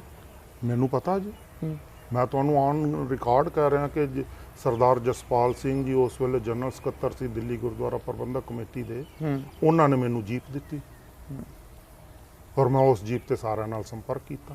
ਨਾ ਉਹ ਤਾਂ ਗੱਲ ਹਾਂ, ਕੀਤੀ ਰਿਕਾਰਡ ਕਰ। ਤੁਸੀਂ ਕਿਹਾ ਵੀ ਇਹ ਜਿਹੜੇ ਸਾਡੇ ਜਿਹੜੇ 4 ਬੋਰਡ ਨੇ ਇਹਨਾਂ ਨੂੰ ਆਈਬੀ ਚਲਾ ਰਹੀ ਹੈ। ਮੈਂ ਤੁਹਾਨੂੰ ਪ੍ਰੂਫ ਦਾਂਗਾ ਜੀ, ਬਕਾਇਦਾ ਪ੍ਰੂਫ ਦਾਂਗਾ ਮੈਂ। ਸਿੱਖਾਂ ਨੂੰ ਥੋੜਾ ਜਿਹਾ ਆਪਣਾ ਮਾਈਂਡ ਬ੍ਰੌਡ ਕਰਨਾ ਚਾਹੀਦਾ ਜੀ। ਸਿੱਖਾਂ ਨੂੰ ਸੱਚ ਤੇ ਝੂਠ ਨੂੰ ਪਰਖ ਕਰਨ ਦਾ ਵਿਵੇਕ ਆਪਣੇ ਚ ਜਗਾਉਣਾ ਚਾਹੀਦਾ, ਪੜਨ ਦੀ ਰੁਚੀ ਪੈਦਾ ਕਰਨੀ ਚਾਹੀਦੀ ਹੈ। ਮੇਰੇ ਤੋਂ ਪ੍ਰੂਫ ਲੈਣ ਦੀ ਕਿਸੇ ਨੂੰ ਵੀ ਲੋੜ ਨਹੀਂ ਪੈਂਦੀ ਜੀ। ਇਹਨਾਂ ਦੇ ਰਿਕਾਰਡ ਹੀ ਸਾਰੇ ਦੇਖੀ ਜਾਓ ਤੁਸੀਂ, ਸਾਰਿਆਂ ਦੇ ਰਿਕਾਰਡ ਦੇਖ ਲਓ। ਹੁਣ ਪੰਜਾਬ ਵਿਧਾਨ ਸਭਾ ਹੀ ਸਾਰੇ ਹੀ ਰਿਕਾਰਡ ਪੁੱਟ ਹੋ ਗਏ। ਮੈਨੂੰ ਤਾਂ ਮੈਂ ਤਾਂ ਜੇ ਮੇਰੇ ਤੋਂ ਤੁਸੀਂ ਪ੍ਰੂਫ ਮੰਗੋਗੇ ਤਾਂ ਹੁਣ ਤਾਂ ਬੜਾ ਸੌਖਾ ਕੰਮ ਹੋ ਗਿਆ ਜੇ। ਪਹਿਲਾਂ ਮੰਗਦੇ ਮੇਰੇ ਲਈ ਔਖਾ ਕੰਮ ਸੀ। ਹੁਣ ਤਾਂ ਮੈਂ ਪੰਜਾਬ ਵਿਧਾਨ ਸਭਾ ਕੋਲ ਜਾਵਾਂਗਾ, ਉਹਨਾਂ ਨੂੰ ਪੈਸੇ ਜਮ੍ਹਾਂ ਕਰਾਂਗਾ, ਪੂਰੇ ਦਿਨ ਦੀ ਡਿਬੇਟ ਲਿਆ ਕੇ ਤੁਹਾਡੇ ਹੱਥ ਫੜਾ ਦਾਂਗਾ, ਲਓ ਜੀ ਪ੍ਰੂਫ, ਜਿਹੜੇ ਲੀਗਲ ਪ੍ਰੂਫ ਨੇ ਜੀ। ਮੈਨੂੰ ਤਾਂ ਕਿਤੇ ਜਾਣ ਦੀ ਵੀ ਲੋੜ ਨਹੀਂ, ਮੈਂ ਹੁਣੇ ਹੀ ਦੇ ਰਿਹਾ ਤੁਹਾਨੂੰ। ਠੀਕ ਆ ਨਾ ਜੀ। ਮੈਂ ਤੁਹਾਨੂੰ ਸਪਸ਼ਟ ਕਰ ਰਿਹਾ ਕਿ ਮੈਂ ਕ੍ਰਿਸ਼ਨ ਮਲੋਏ ਧਰ ਨੂੰ ਕਿਹਾ ਕਿ ਮੈਨੂੰ ਜੀਪ ਚਾਹੀਦੀ ਹੈ। ਜੀਪ ਤੁਹਾਨੂੰ ਮਿਲ ਗਈ? ਜੀਪ ਮੈਨੂੰ ਉੱਥੋਂ ਮਿਲ ਗਈ। ਮੈਂ ਸੰਪਰਕ ਕੀਤਾ, ਮੈਂ ਮਾਨ ਨੂੰ ਸਿੰਪਲ ਜੀ ਗੱਲ ਕਹੀ, ਮੈਂ ਕਿਹਾ ਮਾਨ ਸਾਹਿਬ ਤੁਹਾਡਾ ਸਤਿਕਾਰ, ਤੁਹਾਡੀ ਸੇਵਾ ਦਾ ਸਤਿਕਾਰ, ਜੋ ਵੀ ਤੁਸੀਂ ਕੀਤੀ, ਗੱਲਬਾਤ ਸਿੱਧੀ ਖਾੜਕੂਆਂ ਨਾਲ ਹੋ ਲੈਣ ਦਿਓ। ਜੇ ਮਿਸਅੰਡਰਸਟੈਂਡਿੰਗ ਪੈਦਾ ਕਰੋਗੇ ਤੇ ਫਿਰ ਮੇਰੇ ਤੋਂ ਬੁਰਾ ਕੋਈ ਨਹੀਂ ਜੀ ਹੋਏਗਾ। ਮੈਂ ਤਾਂ ਸਿੱਧੀਆਂ ਗੱਲਾਂ ਕੀਤੀਆਂ। ਸੇਮ ਗੱਲ ਮੈਂ ਰੋਡਿਆਂ ਨੂੰ ਕਹੀ। ਮੈਂ ਕਿਹਾ ਜੀ 2.5 ਮਹੀਨੇ ਤੁਸੀਂ ਕੁਝ ਨਹੀਂ ਕਰਨਾ, 2.5 ਮਹੀਨੇ ਬਾਅਦ ਫਿਰ ਤੁਸੀਂ ਆਜ਼ਾਦ ਹੋ। ਜੇ ਹੋ ਗਿਆ ਹੋ ਗਿਆ, ਨਹੀਂ ਹੋ ਗਿਆ ਨਾ ਹੋ ਗਿਆ। ਠੀਕ ਹੈ। ਮੈਂ ਤਾਂ ਸਿਰਫ 2.5 ਮਹੀਨੇ ਮੰਗ ਲਿਆ ਤੁਹਾਡੇ। ਚੁੱਪ ਹੋ ਗਏ ਜੀ, ਇਹਨਾਂ ਨੂੰ ਪਤਾ ਸੀ ਇਹਨੇ ਖੜਕਾ ਦੇਣਾ। ਠੀਕ ਆ ਜੀ। ਮੈਂ ਸਾਰਿਆਂ ਤੱਕ ਆਪਣੇ ਏਲਚੀਆਂ ਰਾਹੀਂ ਸੰਪਰਕ ਕੀਤੇ, ਸਾਰਿਆਂ ਨੂੰ ਮਿਲਿਆ, ਸਭ ਨੂੰ ਮਿਲਿਆ ਮੈਂ ਉਹਨਾਂ ਨੂੰ ਸਪਸ਼ਟ ਦੱਸ ਦਿੱਤਾ ਵੀ ਇਹ ਮੁੱਦੇ 'ਚ ਮੈਂ ਆਪਣੀ ਅਰੈਸਟ ਤੋਂ ਪਹਿਲਾਂ ਵੀ ਸਮੂਹ ਪੰਥਕ ਕਮੇਟੀਆਂ ਨਾਲ ਡੈਮੋਕ੍ਰੈਟਿਕ ਹੋਣ ਦਾ ਪਲਾਨ ਬਣਾਇਆ ਸੀ ਜੀ। ਮੈਂ ਉਹਨਾਂ ਨੂੰ ਬਲੂ ਪ੍ਰਿੰਟ ਦਿੱਤਾ ਸੀ, ਬਿੱਟੂ ਜੀਂਦਾ ਜੇ, ਬਾਕੀ ਵੀ ਜੀਂਦੇ ਜੇ ਹਲੇ ਕਈ, ਉਹਨਾਂ ਨੂੰ ਪੁੱਛ ਲਓ। ਮੈਂ ਸਾਰਿਆਂ ਨੂੰ ਇਨ ਰਾਈਟਿੰਗ ਵਿੱਚ ਬਲੂ ਪ੍ਰਿੰਟ ਦਿੱਤੇ ਸੀ। ਗ੍ਰਿਫਤਾਰੀ ਤੋਂ 6 ਮਹੀਨੇ ਪਹਿਲਾਂ ਸਾਡੀਆਂ ਗੱਲਾਂ ਬਾਤਾਂ ਚੱਲ ਰਹੀਆਂ ਸੀ ਕਿ ਬਈ ਅਸੀਂ ਪੋਲੀਟੀਕਲਾਈਜ਼ ਹੋਈਏ, ਕਿਉਂਕਿ ਹਰ ਖਾੜਕੂ ਮੂਵਮੈਂਟ ਦੇ ਹਰ ਧੜੇ 'ਚ ਟੋਟਲ ਇਨਫਿਲਟ੍ਰੇਸ਼ਨ ਹੋ ਚੁੱਕੀ ਹੈ ਤੇ ਹੁਣ ਸਾਰਿਆਂ ਨੂੰ ਆਈਬੀ ਚਲਾ ਰਹੀ ਹੈ ਜਾਂ ਏਜੰਸੀਆਂ ਚਲਾ ਰਹੀਆਂ ਨੇ। ਖਾੜਕੂ ਆਪਣੇ ਦਿਮਾਗ ਨਾਲ ਨਹੀਂ ਚੱਲ ਰਹੇ। ਮੈਂ ਸਾਬਤ ਕਰ ਦਿੱਤਾ ਸੀ ਇਹਨਾਂ ਨੂੰ ਬਿਫੋਰ ਅਰੈਸਟ, ਔਰ ਆ ਮੰਨ ਗਏ ਸੀ ਜੀ। ਮੇਰੀਆਂ ਇਹਨਾਂ ਗੱਲਾਂ ਨੂੰ ਤਾਰਪੀਡੋ ਵੀ ਸਰਕਾਰ ਨੇ ਕਰਾਇਆ, ਨਹੀਂ ਤਾਂ ਮੈਂ ਆਪਣਾ ਅਪ੍ਰੈਲ 1988 ਵਿੱਚ ਹੀ ਪੋਲੀਟੀਕਲ ਪਾਰਟੀ ਇਹਨਾਂ ਤੋਂ ਡਿਕਲੇਅਰ ਕਰਾ ਦੇਣੀ ਸੀ। ਮੈਂ ਨਹੀਂ ਸੀ ਹੋਣਾ ਉਸ ਪੋਲੀਟੀਕਲ ਪਾਰਟੀ 'ਚ, ਇਹਨਾਂ ਤੋਂ ਡਿਕਲੇਅਰ ਕਰਾਣੀ ਸੀ, ਇਹਨਾਂ ਦਾ ਹੀ ਪ੍ਰਧਾਨ ਹੋਣਾ ਸੀ ਤੇ ਅਸੀਂ ਇਲੈਕਸ਼ਨ ਲੜਨ ਦਾ ਐਲਾਨ ਕਰਨਾ ਸੀ ਜੀ। ਉਹਨਾਂ ਨੇ ਕਰ ਦਿੱਤਾ। ਮੇਰੀ ਉਹ ਸੋਚ ਸਾਰਿਆਂ ਨੂੰ ਪਤਾ ਸੀ। ਇਸ ਲਈ ਉਹੀ ਸੋਚ ਮੈਨੂੰ ਫਿਰ ਸਰਕਾਰ ਤੋਂ ਆਈ, ਕਿਉਂਕਿ ਮੈਂ ਪੰਜਾਬ ਵਿਧਾਨ ਸਭਾ 'ਚ ਵੀ ਉਹੀ ਪਾਰਲੀਮੈਂਟ 'ਚ ਵੀ ਉਹੀ ਸੋਚ ਰੱਖੀ। ਮੈਂ ਬੜਾ ਓਪਨ ਸੀ, ਕਿਉਂਕਿ ਸੀ ਕੌਮ ਦਾ ਬਚਾਅ ਹੀ ਇਸੇ ਨਾਲ ਹੁੰਦਾ। ਜਦ ਤੱਕ ਤੁਹਾਡੇ ਹੱਥ 'ਚ ਸੱਤਾ ਨਹੀਂ ਹੈਗੀ, ਤੁਸੀਂ ਕੌਮ ਨੂੰ ਬਚਾਓਗੇ ਕਿਵੇਂ ਜੀ। ਮੈਂ ਚਾਹੁੰਦਾ ਸੀ ਸੱਤਾ ਹੱਥ 'ਚ ਲੈ ਲਓ, SGPC ਹੱਥ 'ਚ ਲੈ ਲਓ, ਉਸ ਤੋਂ ਬਾਅਦ ਅਗਲਾ ਸੰਘਰਸ਼ ਅਸੀਂ ਜਾਰੀ ਕਰਾਂਗੇ ਜੀ। ਪਹਿਲਾਂ ਆਪਣੇ ਆਪ ਨੂੰ ਹੀ ਸਟਰੋਂਗ ਤਾਂ ਫਿਰ ਉਸ ਕਰੀਏ। ਤੋਂ ਬਾਅਦ ਕੀ ਹੋਇਆ? ਉਹ ਸਹਿਮਤ ਹੋਏ ਜੀ, ਸਹਿਮਤ ਹੋਏ। ਮੈਂ ਉਹਨਾਂ ਦੀਆਂ ਮੀਟਿੰਗਾਂ ਅਰੇਂਜ ਕਰਾਈਆਂ। ਠੀਕ ਆ ਜੀ। ਜਿਸ ਵੇਲੇ ਮੀਟਿੰਗ ਅਰੇਂਜ ਮੇਰੀ ਜ਼ਿੰਮੇਵਾਰੀ ਤੇ ਹੋਈ, ਉਸ ਵਿੱਚ ਕਿਸੇ ਨੇ ਵੀ ਇਹ ਨਹੀਂ ਕਿਹਾ ਕਿ ਵੀ ਸਾਨੂੰ ਆਜ਼ਾਦ ਖਾਲਿਸਤਾਨ ਚਾਹੀਦਾ। ਠੀਕ ਆ ਜੀ। ਉਹਨਾਂ ਨੇ ਕਿਹਾ ਵੀ ਠੀਕ ਆ, ਅਸੀਂ ਖਾਲਿਸਤਾਨ ਦਾ ਨਿਸ਼ਾਨਾ ਨਹੀਂ ਛੱਡਾਂਗੇ, ਅਸੀਂ ਚੋਣਾਂ ਵੀ ਖਾਲਿਸਤਾਨ ਲਈ ਲੜਾਂਗੇ ਜੀ। ਠੀਕ ਆ ਨਾ ਜੀ, ਪਰ ਅਸੀਂ ਡੈਮੋਕ੍ਰੈਟਿਕਲੀ ਸੰਘਰਸ਼ ਚਲਾਵਾਂਗੇ। ਤੇ ਖਾਲਿਸਤਾਨ ਜੇ ਵਿਦਿਨ ਕਨਸਟੀਟਿਊਸ਼ਨ ਵੀ ਪੰਜਾਬ ਵਿਧਾਨ ਸਭਾ ਪੰਜਾਬ ਜੇ ਖਾਲਿਸਤਾਨ ਮੰਨ ਜਾਂਦਾ, ਕਿਸੇ ਨੂੰ ਕੀ ਇਤਰਾਜ਼ ਹੈ? ਜੇ ਸਾਨੂੰ ਆਪਣਾ ਕਾਨੂੰਨ ਔਰ ਆਪਣਾ ਵਿਧਾਨ ਬਣਾਉਣ ਦਾ ਅਧਿਕਾਰ ਮਿਲ ਜਾਂਦਾ, ਫਿਰ ਸਾਨੂੰ ਕੀ ਇਤਰਾਜ਼ ਹੈ ਜੀ। ਹਲੇ ਪਹਿਲੀ ਮੀਟਿੰਗ ਹੋਈ ਸੀ ਜੀ। ਉਸ ਤੋਂ ਬਾਅਦ ਇਹ ਰੋਡੇ ਪਰਿਵਾਰ ਨੇ ਆਪਣੇ ਔਰ ਸਿਮਰਨਜੀਤ ਸਿੰਘ ਮਾਨ ਨੇ ਕਾਂਗਰਸ ਵਾਲੇ ਆਪਣੇ ਚੈਨਲ ਯੂਜ਼ ਕਰਕੇ ਇਹਨਾਂ ਨੂੰ ਤਾਰਪੀਡੋ ਕਰ ਦਿੱਤਾ ਟੋਟਲੀ। ਠੀਕ ਹੈ ਜੀ। ਮੈਂ ਸਾਰਿਆਂ ਨੂੰ ਕਿਹਾ, ਮੈਂ ਕਿਹਾ ਬਈ ਸਭ ਆਪੋ ਆਪਣੇ ਟਿਕਾਣਿਆਂ ਤੇ ਚਲੇ ਜਾਓ। ਮੇਰੀ ਆਖਰੀ ਵਾਹਿਗੁਰੂ ਜੀ ਕਾ ਖਾਲਸਾ ਵਾਹਿਗੁਰੂ ਜੀ ਕੀ ਫਤਿਹ। ਮੇਰੀ ਜ਼ਿੰਮੇਵਾਰੀ ਹੈ ਤੁਹਾਨੂੰ ਸਹੀ ਥਾਵਾਂ ਤੇ ਪਹੁੰਚਾਉਣਾ। ਪਹੁੰਚ ਕੇ ਮੈਨੂੰ ਸੰਪਰਕ ਦੱਸ ਦਿਓ। ਹੁਣ ਕੁਝ ਨਹੀਂ ਜੇ ਹੋ ਸਕਦਾ, ਕਿਉਂਕਿ ਤੁਸੀਂ ਤਾਂ ਫੇਰ ਇਹਨਾਂ ਨੇ ਮਤਾ ਪਾਸ ਕਰ ਦਿੱਤਾ ਸੀ। ਤਾਰਪੀਡੋ ਇੰਜ ਕੀਤਾ ਕਿ ਅਸੀਂ ਆਪਣੀ ਪੋਲੀਟੀਕਲ ਅਗਵਾਈ ਸਿਮਰਨਜੀਤ ਸਿੰਘ ਮਾਨ ਤੇ ਧਾਰਮਿਕ ਅਗਵਾਈ ਜਸਵੀਰ ਸਿੰਘ ਰੋਡੇ ਨੂੰ ਹੀ ਮੰਨਦੇ ਆ। ਮੈਂ ਕਿਹਾ ਫਿਰ ਤਾਂ ਕਹਾਣੀ ਖਤਮ ਹੋ ਗਈ ਜੀ, ਇਹਨਾਂ ਨੂੰ ਕੱਖ ਵੀ ਨਹੀਂ ਮਿਲਣਾ। ਫਿਰ ਤਾਂ ਮੈਨੂੰ ਪਤਾ ਸੀ, ਇਹੀ ਚੀਜ਼ ਮੈਂ ਇਹਨਾਂ ਨੂੰ ਸਮਝਾ ਰਿਹਾ ਸੀ। ਇਹਨਾਂ ਦੇ ਦਿਮਾਗ ਵਿੱਚ ਇਹਨਾਂ ਲੋਕਾਂ ਨੇ ਇਹ ਪਾਇਆ ਕਿ ਤਿੰਦਰਪਾਲ ਸਿੰਘ ਆਪ ਆਗੂ ਬਣਨਾ ਚਾਹੁੰਦਾ ਜੇ, ਜਦ ਕਿ ਇਹਨਾਂ ਨੂੰ ਮੈਂ ਆਪ ਕਿਹਾ ਵੀ ਤੁਸੀਂ 28 ਗਰੁੱਪੋ ਆਪਣਾ ਆਗੂ ਚੁਣ ਲਓ, ਆਪਣੀ ਪਾਰਟੀ ਬਣਾ ਲਓ, ਠੀਕ ਆ। ਉਹ ਵੀ ਮੋਟੇ ਦਿਮਾਗ ਦੇ ਸੀ ਜੀ, ਨਹੀਂ ਸਮਝੇ। ਮੈਂ ਪਿੱਛੇ ਹਟ ਗਿਆ ਜੀ, ਮੈਂ ਜੀਪ ਵਾਪਸ ਕਰ ਦਿੱਤੀ ਜੀ। ਮੈਂ ਕਿਹਾ ਭਈਆ ਸੇਵਾ ਹੋ ਗਈ ਜੀ, ਵਾਹਿਗੁਰੂ ਜੀ ਕਾ ਖਾਲਸਾ ਵਾਹਿਗੁਰੂ ਜੀ ਕੀ ਫਤਿਹ। ਇਹਨਾਂ ਨੇ ਦਿੱਲੀ, ਜਦੋਂ ਮੈਂ ਸਾ ਜੀਪ ਲਈ, ਤੁਹਾਨੂੰ ਇੱਕ ਗੱਲ ਹੋਰ ਦੱਸਾਂ, ਇਹਨਾਂ ਨੇ ਦਿੱਲੀ ਮੇਰੇ ਘਰ, ਕਿਉਂਕਿ ਆਵਾਜਾਈ ਬੜੀ ਸੀ ਮੇਰੇ ਘਰ ਪੰਥਕ ਲੋਕਾਂ ਦੀ, ਖਰਚਾ ਮੇਰੇ ਕੋਲ ਹੁੰਦਾ ਨਹੀਂ ਸੀ ਜੀ ਉਦੋਂ। 4800 ਰੁਪਏ ਮੈਂਬਰ ਪਾਰਲੀਮੈਂਟ ਦੀ ਤਨਖਾਹ ਸੀ। 4800 ਰੁਪਏ ਚ ਗੰਜੀ ਨਹਾਏਗੀ ਕੀ ਤੇ ਨਚੋੜੇਗੀ ਕੀ, ਠੀਕ ਹੈ। ਸਿਰ ਦਿੱਲੀ ਫਲੈਟ ਹੁੰਦਾ ਸੀ ਤੇ ਇੱਕ ਟੈਲੀਫੋਨ ਦੀਆਂ ਕਾਲ ਫ੍ਰੀ ਸੀ, ਬਾਕੀ ਸਾਰੇ ਬਿੱਲ ਦੇਣੇ ਪੈਂਦੇ ਸੀ। ਭਾਈ ਸਰਦਾਰ ਜੇਕਰ ਰਾਸ਼ਨ ਪਾਣੀ ਭੇਜਣਾ ਸ਼ੁਰੂ ਕਰਤਾ ਦਿੱਲੀ ਗੁਰਦੁਆਰਾ ਪ੍ਰਬੰਧਕ ਕਮੇਟੀ ਦਾ, ਠੀਕ ਹੈ। ਆਟੇ ਦੀਆਂ ਬੋਰੀਆਂ ਆਈਆਂ, ਕਣਕ ਦੀਆਂ ਬੋਰੀਆਂ ਆਈਆਂ, ਦਾਲਾਂ ਆਈਆਂ, ਦੇਸੀ ਘਿਓ ਦੇ ਟੀਨ ਆਏ। ਮੈਂ ਕਿਹਾ ਕੀ ਹੋ ਗਿਆ? ਮੇਰੀ ਮਿਸਿਜ ਨੇ, ਉਦੋਂ ਮੋਬਾਈਲ ਤਾਂ ਹੁੰਦੇ ਨਹੀਂ ਸੀ, ਸਾਰਾ ਕੁਛ ਹੇਠਾਂ ਰਖਾ ਲਿਆ ਜੀ। ਕਹਿੰਦੀ ਮੈਂ ਨਹੀਂ, ਉਹਨਾਂ ਤੋਂ ਬਿਨਾਂ ਮੈਂ ਚੱਕ ਨਹੀਂ ਸਕਦੀ ਜੀ। ਉਹ ਕਹਿੰਦੇ ਅਸੀਂ ਛੱਡ ਕੇ ਜਾਣਾ। ਕਹਿੰਦੀ ਚਾਹੇ ਤੁਸੀਂ ਉੱਥੇ ਸੜਕ ਤੇ ਤਰ ਜਾਓ, ਮੇਰੇ ਘਰ ਐਂਟਰ ਨਹੀਂ ਹੋ ਸਕਦੇ ਜਦ ਤੱਕ ਸਰਦਾਰ ਸਾਹਿਬ ਨਹੀਂ ਕਹਿੰਦੇ, ਕਿਉਂਕਿ ਉਹ ਗੁਰਮਤ ਦੀ ਬੜੀ ਪੱਕੀ ਜੇ ਕਮਲਜੀਤ ਕੌਰ। ਟੈਲੀਫੋਨ ਹੈ ਨਹੀਂ ਸੀ ਗੱਲ ਹੋਏ, ਉਹਨਾਂ ਨੇ ਸੜਕ ਤੇ ਹੇਠਾਂ ਧਰ ਦਿੱਤੇ ਜੀ, ਠੀਕ ਹੈ। ਕਿਉਂਕਿ ਉਹਨਾਂ ਨੂੰ ਵੀ ਆਰਡਰ ਸੀ ਬਈ ਦੇ ਆਓ ਜੀ, ਅੱਗੇ ਲੈਣ ਵਾਲਾ ਤਿਆਰ ਨਹੀਂ ਹੈਗਾ। ਮੈਂ ਆਇਆ, ਮੈਂ ਕਿਹਾ ਕੀ ਕਹਿੰਦੇ ਜੀ? ਉਹਨਾਂ ਨੇ ਭੇਜਿਆ, ਮੈਂ ਰਖਾਤੇ। ਮੈਂ ਕਿਹਾ ਉਹਨਾਂ ਨੂੰ ਕਹਿਣਾ ਸੀ ਲੈ ਜਾਓ, ਸਾਨੂੰ ਚਾਹੀਦਾ ਹੀ ਨਹੀਂ। ਕਹਿੰਦੇ ਉਹ ਕਹਿੰਦੇ ਜੀ ਸਾਨੂੰ ਤਾਂ ਹੁਕਮ ਹੈ ਜੀ, ਅਸੀਂ ਤਾਂ ਛੱਡ ਕੇ ਜਾਣੇ। ਮੈਂ ਫੋਨ ਕੀਤੇ ਜੀ, ਮੈਂ ਕਿਹਾ ਭਾਈ ਸਾਹਿਬ ਜੀ ਆਹ ਕੰਮ ਨਹੀਂ ਜੇ ਚੱਲਣਾ, ਗੁਰੂ ਕਾ ਤਾਨ ਅਸੀਂ ਨਹੀਂ ਖਾ ਸਕਦੇ, ਜਿੰਨੀ ਸੇਵਾ ਲੈਣੀ ਸੀ ਤੁਹਾਡੇ ਤੋਂ ਲੈ ਲਈ, ਆ ਹੁਣ ਬਾਕੀ ਆ ਲੈ ਜਾਓ। ਤੇ ਅੱਜ ਤੋਂ ਬਾਅਦ ਤਿੰਦਰਪਾਲ ਸਿੰਘ ਨੂੰ ਇਸ ਤਰੀਕੇ ਨਾਲ ਜਲੀਲ ਨਾ ਕਰਿਆ ਜੀ, ਤੁਸੀਂ ਮੈਨੂੰ ਜਲੀਲ ਕਰਦੇ ਪਏ ਹੋ। ਮੈਂ ਸਾਰਾ ਕੁਝ ਭੇਜ ਦਿੱਤਾ ਜੀ ਵਾਪਸ। ਜਦ ਕਿ ਧਿਆਨ ਸਿੰਘ ਮੰਡ ਦੇ ਘਰ ਬੋਰੀਆਂ ਆਉਂਦੀਆਂ ਰਹੀਆਂ ਜੀ, ਸਿਮਰਨਜੀਤ ਸਿੰਘ ਮਾਨ ਦੇ ਫਲੈਟ ਤੇ ਬੋਰੀਆਂ ਆਉਂਦੀਆਂ ਰਹੀਆਂ ਜੀ, ਬਿਮਲ ਖਾਲਸਾ ਦੇ ਫਲੈਟ ਤੇ ਬੋਰੀਆਂ ਆਉਂਦੀਆਂ ਰਹੀਆਂ ਜੀ। ਮੈਂ ਤਾਂ ਓਪਨ ਕਹਿ ਰਿਹਾ ਤੁਹਾਨੂੰ ਇਹਨਾਂ ਚੀਜ਼ਾਂ ਨੂੰ। ਦਿੱਲੀ ਗੁਰਦੁਆਰਾ ਪ੍ਰਬੰਧਕ ਕਮੇਟੀ ਦਾ ਰਿਕਾਰਡ ਬੋਲੇਗਾ, ਮੇਰੇ ਤੋਂ ਪ੍ਰੂਫ ਲੈਣ ਦੀ ਲੋੜ ਨਹੀਂ। RTI ਪਾਓ ਉੱਥੇ ਰਿਕਾਰਡ, ਕਿਉਂਕਿ ਜੋ ਚੀਜ਼ ਉੱਥੋਂ ਇੱਧਰ ਆਈ ਹੈ ਜੀ ਉੱਥੇ ਜਾਏਗੀ ਨਾ ਜੀ। ਉੱਥੇ ਤਾਂ ਮੇਰੀ ਜੀਪ ਵੀ ਬੋਲਣੀ ਚਾਹੀਦੀ ਹੈ ਕਿ 2.5 ਮਹੀਨੇ ਤਿੰਦਰਪਾਲ ਸਿੰਘ ਨੂੰ ਅਸੀਂ ਜੀਪ ਦਿੱਤੀ। ਮੈਂ ਤਾਂ ਤੁਹਾਨੂੰ ਔਨ ਰਿਕਾਰਡ ਕਰ ਰਿਹਾ ਉਹਨਾਂ ਨੇ ਦਿੱਤੀ, ਮੈਂ ਵਾਪਸ ਕਰ ਦਿੱਤੀ। ਤੇ ਉਹ ਜ਼ਿਕਰ ਇਹਨੇ ਕੀਤਾ ਜੀ ਮਾਨ ਨੇ, ਬਈ ਧਰਨੇ ਕਿ ਬਈ ਉਹਨੇ 2 ਕਾਰਾਂ ਮੰਗੀਆਂ, ਪਰਵਾਹ ਨਹੀਂ ਲਿਖ ਲਿਆ, ਉਹਨੇ ਲਈਆਂ। ਕਹਿੰਦਾ ਉਹਨੇ ਦੇਣਾ ਹੀ ਕਰ ਦਿੱਤਾ। ਇਹ ਜ਼ਰੂਰ ਕਿਹਾ ਵੀ ਮੈਨੂੰ ਚਾਹੀਦੀਆਂ ਨੇ, ਮੇਰੀ ਲੋੜ ਹੈ।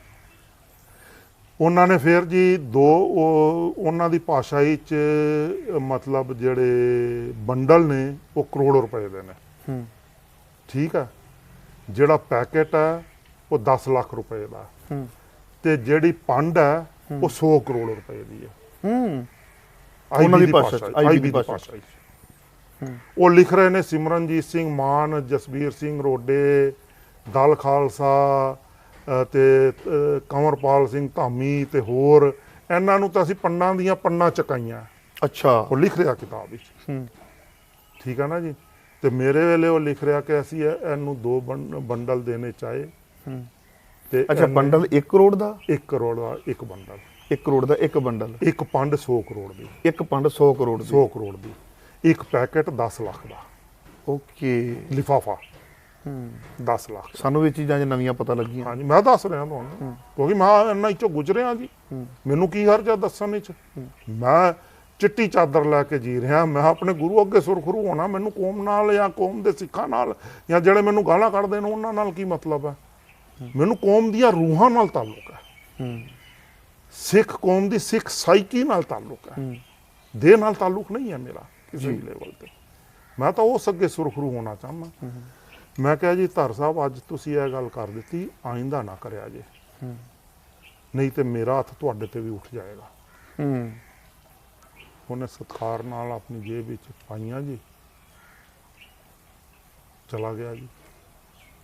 ਮੈਂ ਕਿਹਾ ਅੱਜ ਤੋਂ ਬਾਅਦ ਮੈਨੂੰ ਹੁਣ ਸੰਪਰਕ ਵੀ ਨਾ ਪਰ ਕਰਿਆ। ਮੇਰੇ ਖਿਆਲ ਦੇ ਵਿੱਚ 85 ਤੋਂ ਬਾਅਦ ਆਇਆ 500 ਦਾ ਨੋਟ। ਮੇਰੀ ਗੱਲ ਵੀ ਮੈਂ ਨਹੀਂ ਜੀ, ਉਹਦਾ 2000 ਦਾ ਨੋਟ ਸੀ, ਤੁਸੀਂ ਤਾਂ 500 ਦੇ ਨੋਟ ਦੀ ਗੱਲ ਕਰ ਰਹੇ ਹੋ। ਉਦੋਂ 2000 ਦਾ ਨੋਟ ਪ੍ਰਚਲਿਤ ਸੀ। 2000 ਦਾ ਨੋਟ ਹੁੰਦਾ ਸੀ ਉਦੋਂ? ਹਾਂਜੀ, 1000 ਦਾ ਵੀ ਹੁੰਦਾ ਸੀ ਉਦੋਂ, ਬੜੇ ਰੇਅਰ ਹੁੰਦੇ ਸੀ। 5000 ਦਾ ਵੀ ਨੋਟ ਹੁੰਦਾ ਸੀ ਉਦੋਂ। 5000 ਦਾ ਨੋਟ ਹੁੰਦਾ ਸੀ? ਹਾਂਜੀ ਹਾਂ। ਆਪਾਂ ਤਾਂ ਵੀਰ ਜੀ ਗੱਲਾਂ ਹੋਰ ਤਰੀਕੇ ਨਾਲ ਕਰ ਰਹੇ ਹਾਂ, ਖੈਰ ਇਹਨਾਂ ਗੱਲਾਂ ਨੂੰ ਛੱਡੋ। ਇਹਨਾਂ ਨੂੰ ਤੇ ਕਰੰਸੀ ਬੜੀ ਲੈਵਲ ਦੀ ਦਿੱਤੀ ਹੈ ਜਿਹੜੀ ਬਾਜ਼ਾਰ ਵਿੱਚ ਚੱਲਦੀ ਰਹੇ, ਠੀਕ ਹੈ ਨਾ ਜੀ। ਮੈਂ ਕਿਹਾ ਅੱਜ ਤੋਂ ਬਾਅਦ ਸੰਪਰਕ ਨਹੀਂ ਕਰਨਾ। ਚਲੋ ਜੀ, ਗੱਲ ਮੁੱਕ ਗਈ। ਮੈਂ ਮੁਫਤੀ ਮੁਹੰਮਦ ਸਈਦ ਨੂੰ ਵੀ ਰਿਪੋਰਟ ਕਰ ਦਿੱਤੀ ਬਈ ਕੁਝ ਨਹੀਂ ਹੋ ਸਕਦਾ, ਤੁਸੀਂ ਆਪਣੇ ਆਪ ਜੋ ਕਰਨਾ ਕਰ ਲਓ, ਮੇਰੇ ਹੱਥ ਖੜੇ ਆ। ਮੈਂ ਪਾਰਲੀਮੈਂਟ ਵਿੱਚ ਬਿਆਨ ਦੇ ਦਿੱਤਾ, ਮੇਰਾ ਬਿਆਨ ਹੈ, ਔਨ ਰਿਕਾਰਡ ਬਿਆਨ ਹੈ ਕਿ ਬਈ ਅਤਿੰਦਰਪਾਲ ਸਿੰਘ ਇਹ ਚਾਹੁੰਦਾ, ਇਹ ਮੇਰਾ ਵਿਅਕਤੀਗਤ ਵਿਚਾਰ ਹੈ ਜੀ। ਸਰਕਾਰ ਜਿਸ ਨਾਲ ਜੋ ਕਰਨਾ ਚਾਹੇ ਕਰ ਲੈ, ਪਰ ਮੈਂ ਹੀ ਚਾਹੂੰਗਾ ਕਿ ਸਰਕਾਰ ਖਾੜਕੂਆਂ ਨਾਲ ਗੱਲਬਾਤ ਕਰੇ, ਪੋਲੀਟੀਕਲ ਲੀਡਰਸ਼ਿਪ ਨਾਲ ਗੱਲਬਾਤ ਨਾ ਕਰੇ। ਫਿਰ ਵੀ ਮੈਂ ਹੀ ਬਿਆਨ ਰੱਖਿਆ ਆਪਣਾ। ਤੇ ਖਾੜਕੂਆਂ ਦੀ ਡਿਮਾਂਡ ਜੇ ਆਪਣਾ ਵਿਧਾਨ ਤੇ ਆਪਣੇ ਨਿਸ਼ਾਨ ਦਾ ਉਹਨਾਂ ਨੂੰ ਖਿੱਤਾ ਚਾਹੀਦਾ। ਮੈਂ ਕਿਹਾ ਮੈਂ ਤਾਂ ਉਹਨਾਂ ਨੂੰ ਰਿਪਰੈਜ਼ੈਂਟ ਕਰਦਾ ਰਿਹਾ, ਔਰ ਉਹ ਹੀ ਮੈਨੂੰ ਗਾਲਾਂ ਕੱਢਦੇ ਰਹੇ ਨੇ। ਇਹਨਾਂ ਦੇ ਹੱਥ ਕੰਡੇ ਚੜ੍ਹ ਕੇ ਉਹ ਸਮਝ ਹੀ ਨਹੀਂ ਸਕੇ ਇਸ ਚੀਜ਼ ਨੂੰ। ਚਲੋ ਉਸ ਤੋਂ ਬਾਅਦ ਫਿਰ ਪਾਰਲੀਮੈਂਟ ਦੇ ਮੇਰੀ ਸਪੀਚ ਨੂੰ ਵਾਪਸ ਲੈਣ ਵਾਸਤੇ ਮੇਰੇ ਤੇ ਜ਼ੋਰ ਪਾਇਆ ਗਿਆ ਕਿ ਭਈ ਇਹ ਏਜੰਡਾ ਤਾਂ ਸਿਰੇ ਚੜਿਆ ਨਹੀਂ, ਤੇ ਇਹ ਤਾਂ ਖਾਲਿਸਤਾਨ ਦਾ ਇੱਕ ਰਿਕਾਰਡ ਬਣ ਗਿਆ ਪਾਰਲੀਮੈਂਟ ਹੀ। ਇਹਨੇ 3600 ਪੇਜਸ ਦੇ ਡਾਕੂਮੈਂਟ ਪੇਸ਼ ਕੀਤੇ ਨੇ ਆਪਣੀ ਸਪੀਚ ਵਾਸਤੇ, ਤੇ ਇਹ ਡਿਲੀਟ ਕੀਤੀ ਜਾਏ ਸਪੀਚ। ਡਿਲੀਟ ਕਰ ਨਹੀਂ ਸਕਦੇ ਕਿਉਂਕਿ ਔਨ ਰਿਕਾਰਡ ਹੈ। ਫਿਰ ਮੇਰੇ ਤੇ ਦਬਾਅ ਪਾਇਆ ਗਿਆ ਵੀ ਸਪੀਚ ਵਾਪਸ ਲਓ। ਸਪੀਚ ਵਾਪਸ ਲੈਣ ਵਾਸਤੇ ਮੈਂ ਕਿਹਾ ਜੀ ਕੀ ਦਓਗੇ? ਫਿਰ ਮੈਂ ਇਹ ਕਿਤਾਬ ਵਿੱਚ ਨਹੀਂ ਲਿਖਿਆ, ਮੈਂ ਦੱਸ ਰਿਹਾ ਤੁਹਾਨੂੰ। ਮੈਂ ਕਿਹਾ ਜੀ ਕੀ ਦਓਗੇ? ਮੈਂ ਕਿਹਾ ਸੌਦੇਬਾਜ਼ੀ ਕਰੀਏ ਹੁਣ ਇਹਨਾਂ ਨਾਲ, ਦੇਖੀਏ ਕਿੱਥੋਂ ਤੱਕ ਸਰਕਾਰ ਜਾਂਦੀ ਹੈ। ਕਹਿੰਦਾ ਜੀ ਜੋ ਕਹੋਗੇ। ਮੈਂ ਕਿਹਾ ਜੀ ਫੇਰ ਵੀ? ਕਹਿੰਦਾ ਤੇਰੇ ਕੋਲ ਰਹਿਣ ਨੂੰ ਘਰ ਨਹੀਂ ਹੈਗਾ ਯਾਰ ਪਟਿਆਲੇ? ਮੈਂ ਕਿਹਾ ਹਾਂ ਜੀ ਨਹੀਂ ਹੈਗਾ। ਥਾਪਰ ਕਾਲਜ ਦੇ ਸਾਹਮਣੇ ਜਾਓਗੇ, A5 ਕੋਠੀ 3.5 ਏਕੜ ਵਿੱਚ 99 ਸਾਲਾ ਲੀਜ਼ ਤੇ ਅਤਿੰਦਰਪਾਲ ਸਿੰਘ ਦੇ ਨਾਂ ਤੇ। ਹੁਣ ਵੀ? ਹਾਂ, ਮੈਂ 99 ਸਾਲਾਂ ਉਦੋਂ ਦੀ ਹੋਈ ਹੈ ਜੀ ਲੀਜ਼। ਮੈਂ ਕਿਹਾ ਜੀ ਇੱਕ ਕੋਠੀ ਨਾਲ ਕੀ ਬਣਦਾ? ਮੈਂ ਕਿਹਾ ਸਰਕਾਰ ਨੂੰ ਤੋਲੀਏ ਜੀ, ਆਈ ਗਈ ਏ। ਠੀਕ ਹੈ। ਉਹ ਦੱਸ ਰਹੇ ਨੇ ਸਾਰਿਆਂ ਨੇ ਸਾਡੇ ਤੋਂ ਇੰਨਾ ਲਿਆ, ਦੇਖੀਏ ਤਾਂ ਅਸੀਂ ਕਿੰਨਾ ਕੁ ਦੇ ਸਕਦੇ ਨੇ ਇੱਕ ਸਪੀਚ ਖਾਤਰ। ਬਾਕੀ ਤਾਂ ਮੈਂ ਕੁਝ ਵੀ ਨਹੀਂ ਕਰ ਰਿਹਾ ਕਿਉਂਕਿ ਮੁੱਦਾ ਹੀ ਕੋਈ ਨਹੀਂ ਹੋਰ। ਕਹਿੰਦੇ ਇੱਕ ਕੋਠੀ ਹੋਰ ਦੇ ਦਿੰਦੇ ਆ। ਮੈਂ ਕਿਹਾ ਜੀ ਕਿੱਥੇ ਦਓਗੇ? ਕਹਿੰਦੇ ਮਾਲ ਰੋਡ ਤੇ ਇੱਕ ਕੋਠੀ ਬੜੀ ਵਧੀਆ ਹੈ, 5.5 ਏਕੜ ਉਹਦੇ ਨਾਲ ਜ਼ਮੀਨ ਹੈ ਮਾਲ ਰੋਡ ਤੇ ਜੀ, ਪਟਿਆਲੇ 'ਚ? ਪਟਿਆਲੇ 'ਚ 10 ਨੰਬਰ ਕੋਠੀ। ਮੈਂ ਕਿਹਾ ਠੀਕ ਹੈ ਦੇ ਦਿਓ, 99 ਸਾਲਾ ਲੀਜ਼ ਤੇ ਜੀ, ਔਨ ਰਿਕਾਰਡ ਹੈ, ਰਿਕਾਰਡ ਕਢਾ ਕੇ ਤੁਹਾਡੇ ਨਾਮ ਤੇ? ਹਾਂਜੀ, RTI ਕਢਾ ਕੇ ਦੇਖ ਲਓ। ਮੈਂ ਦੋਨਾਂ ਦੇ ਉਹ ਲਏ, ਕਬਜ਼ੇ ਨਹੀਂ ਲਏ, ਮੈਂ ਰਿਕਾਰਡ ਲਏ, ਮੈਂ ਪ੍ਰੈਸ ਨੂੰ ਛਾਇਆ ਕਰ ਦਿੱਤੇ ਦਿੱਲੀ 'ਚ ਹੀ।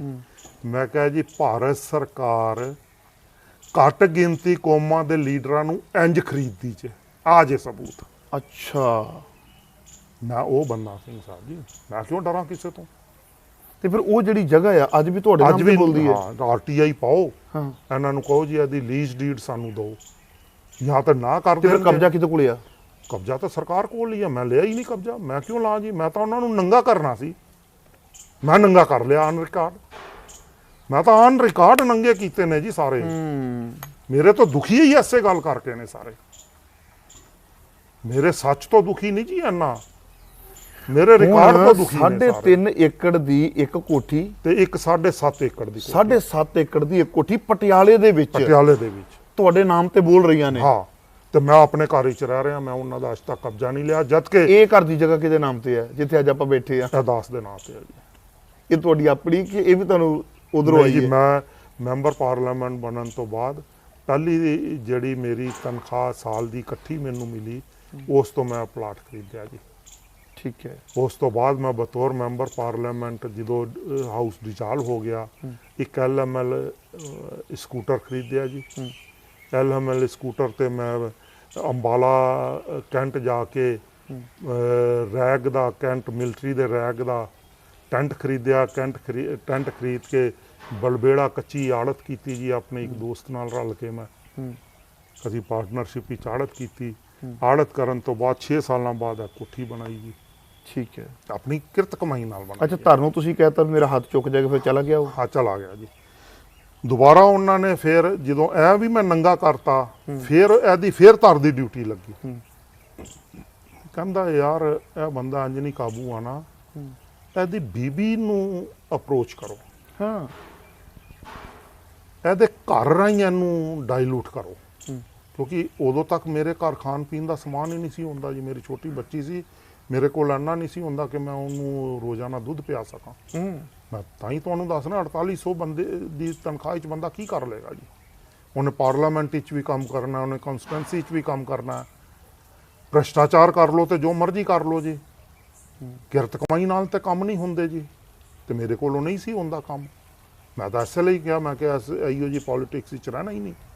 ਕੀ ਕਰਨਾ ਜੇ ਭ੍ਰਿਸ਼ਟਾਚਾਰ ਕਰਕੇ ਹੀ ਕੌਮ ਦੀ ਸੇਵਾ ਕਰਨੀ ਹੈ ਤੇ ਉਹ ਸੇਵਾ ਨਾ ਥੋੜਾ ਕੌਮ ਨੂੰ ਗਰ ਕਰਨ ਵਾਲੀ ਗੱਲ ਹੈ। ਉਹਨਾਂ ਨੇ ਜੀ ਸਰਦਾਰ ਬੀਬੀ ਕਮਲਜੀਤ ਕੌਰ ਨਾਲ ਸੰਪਰਕ ਕੀਤਾ, ਇਸੇ ਧਰਨੇ ਭੇਸ ਬਦਲ ਕੇ ਆਇਆ।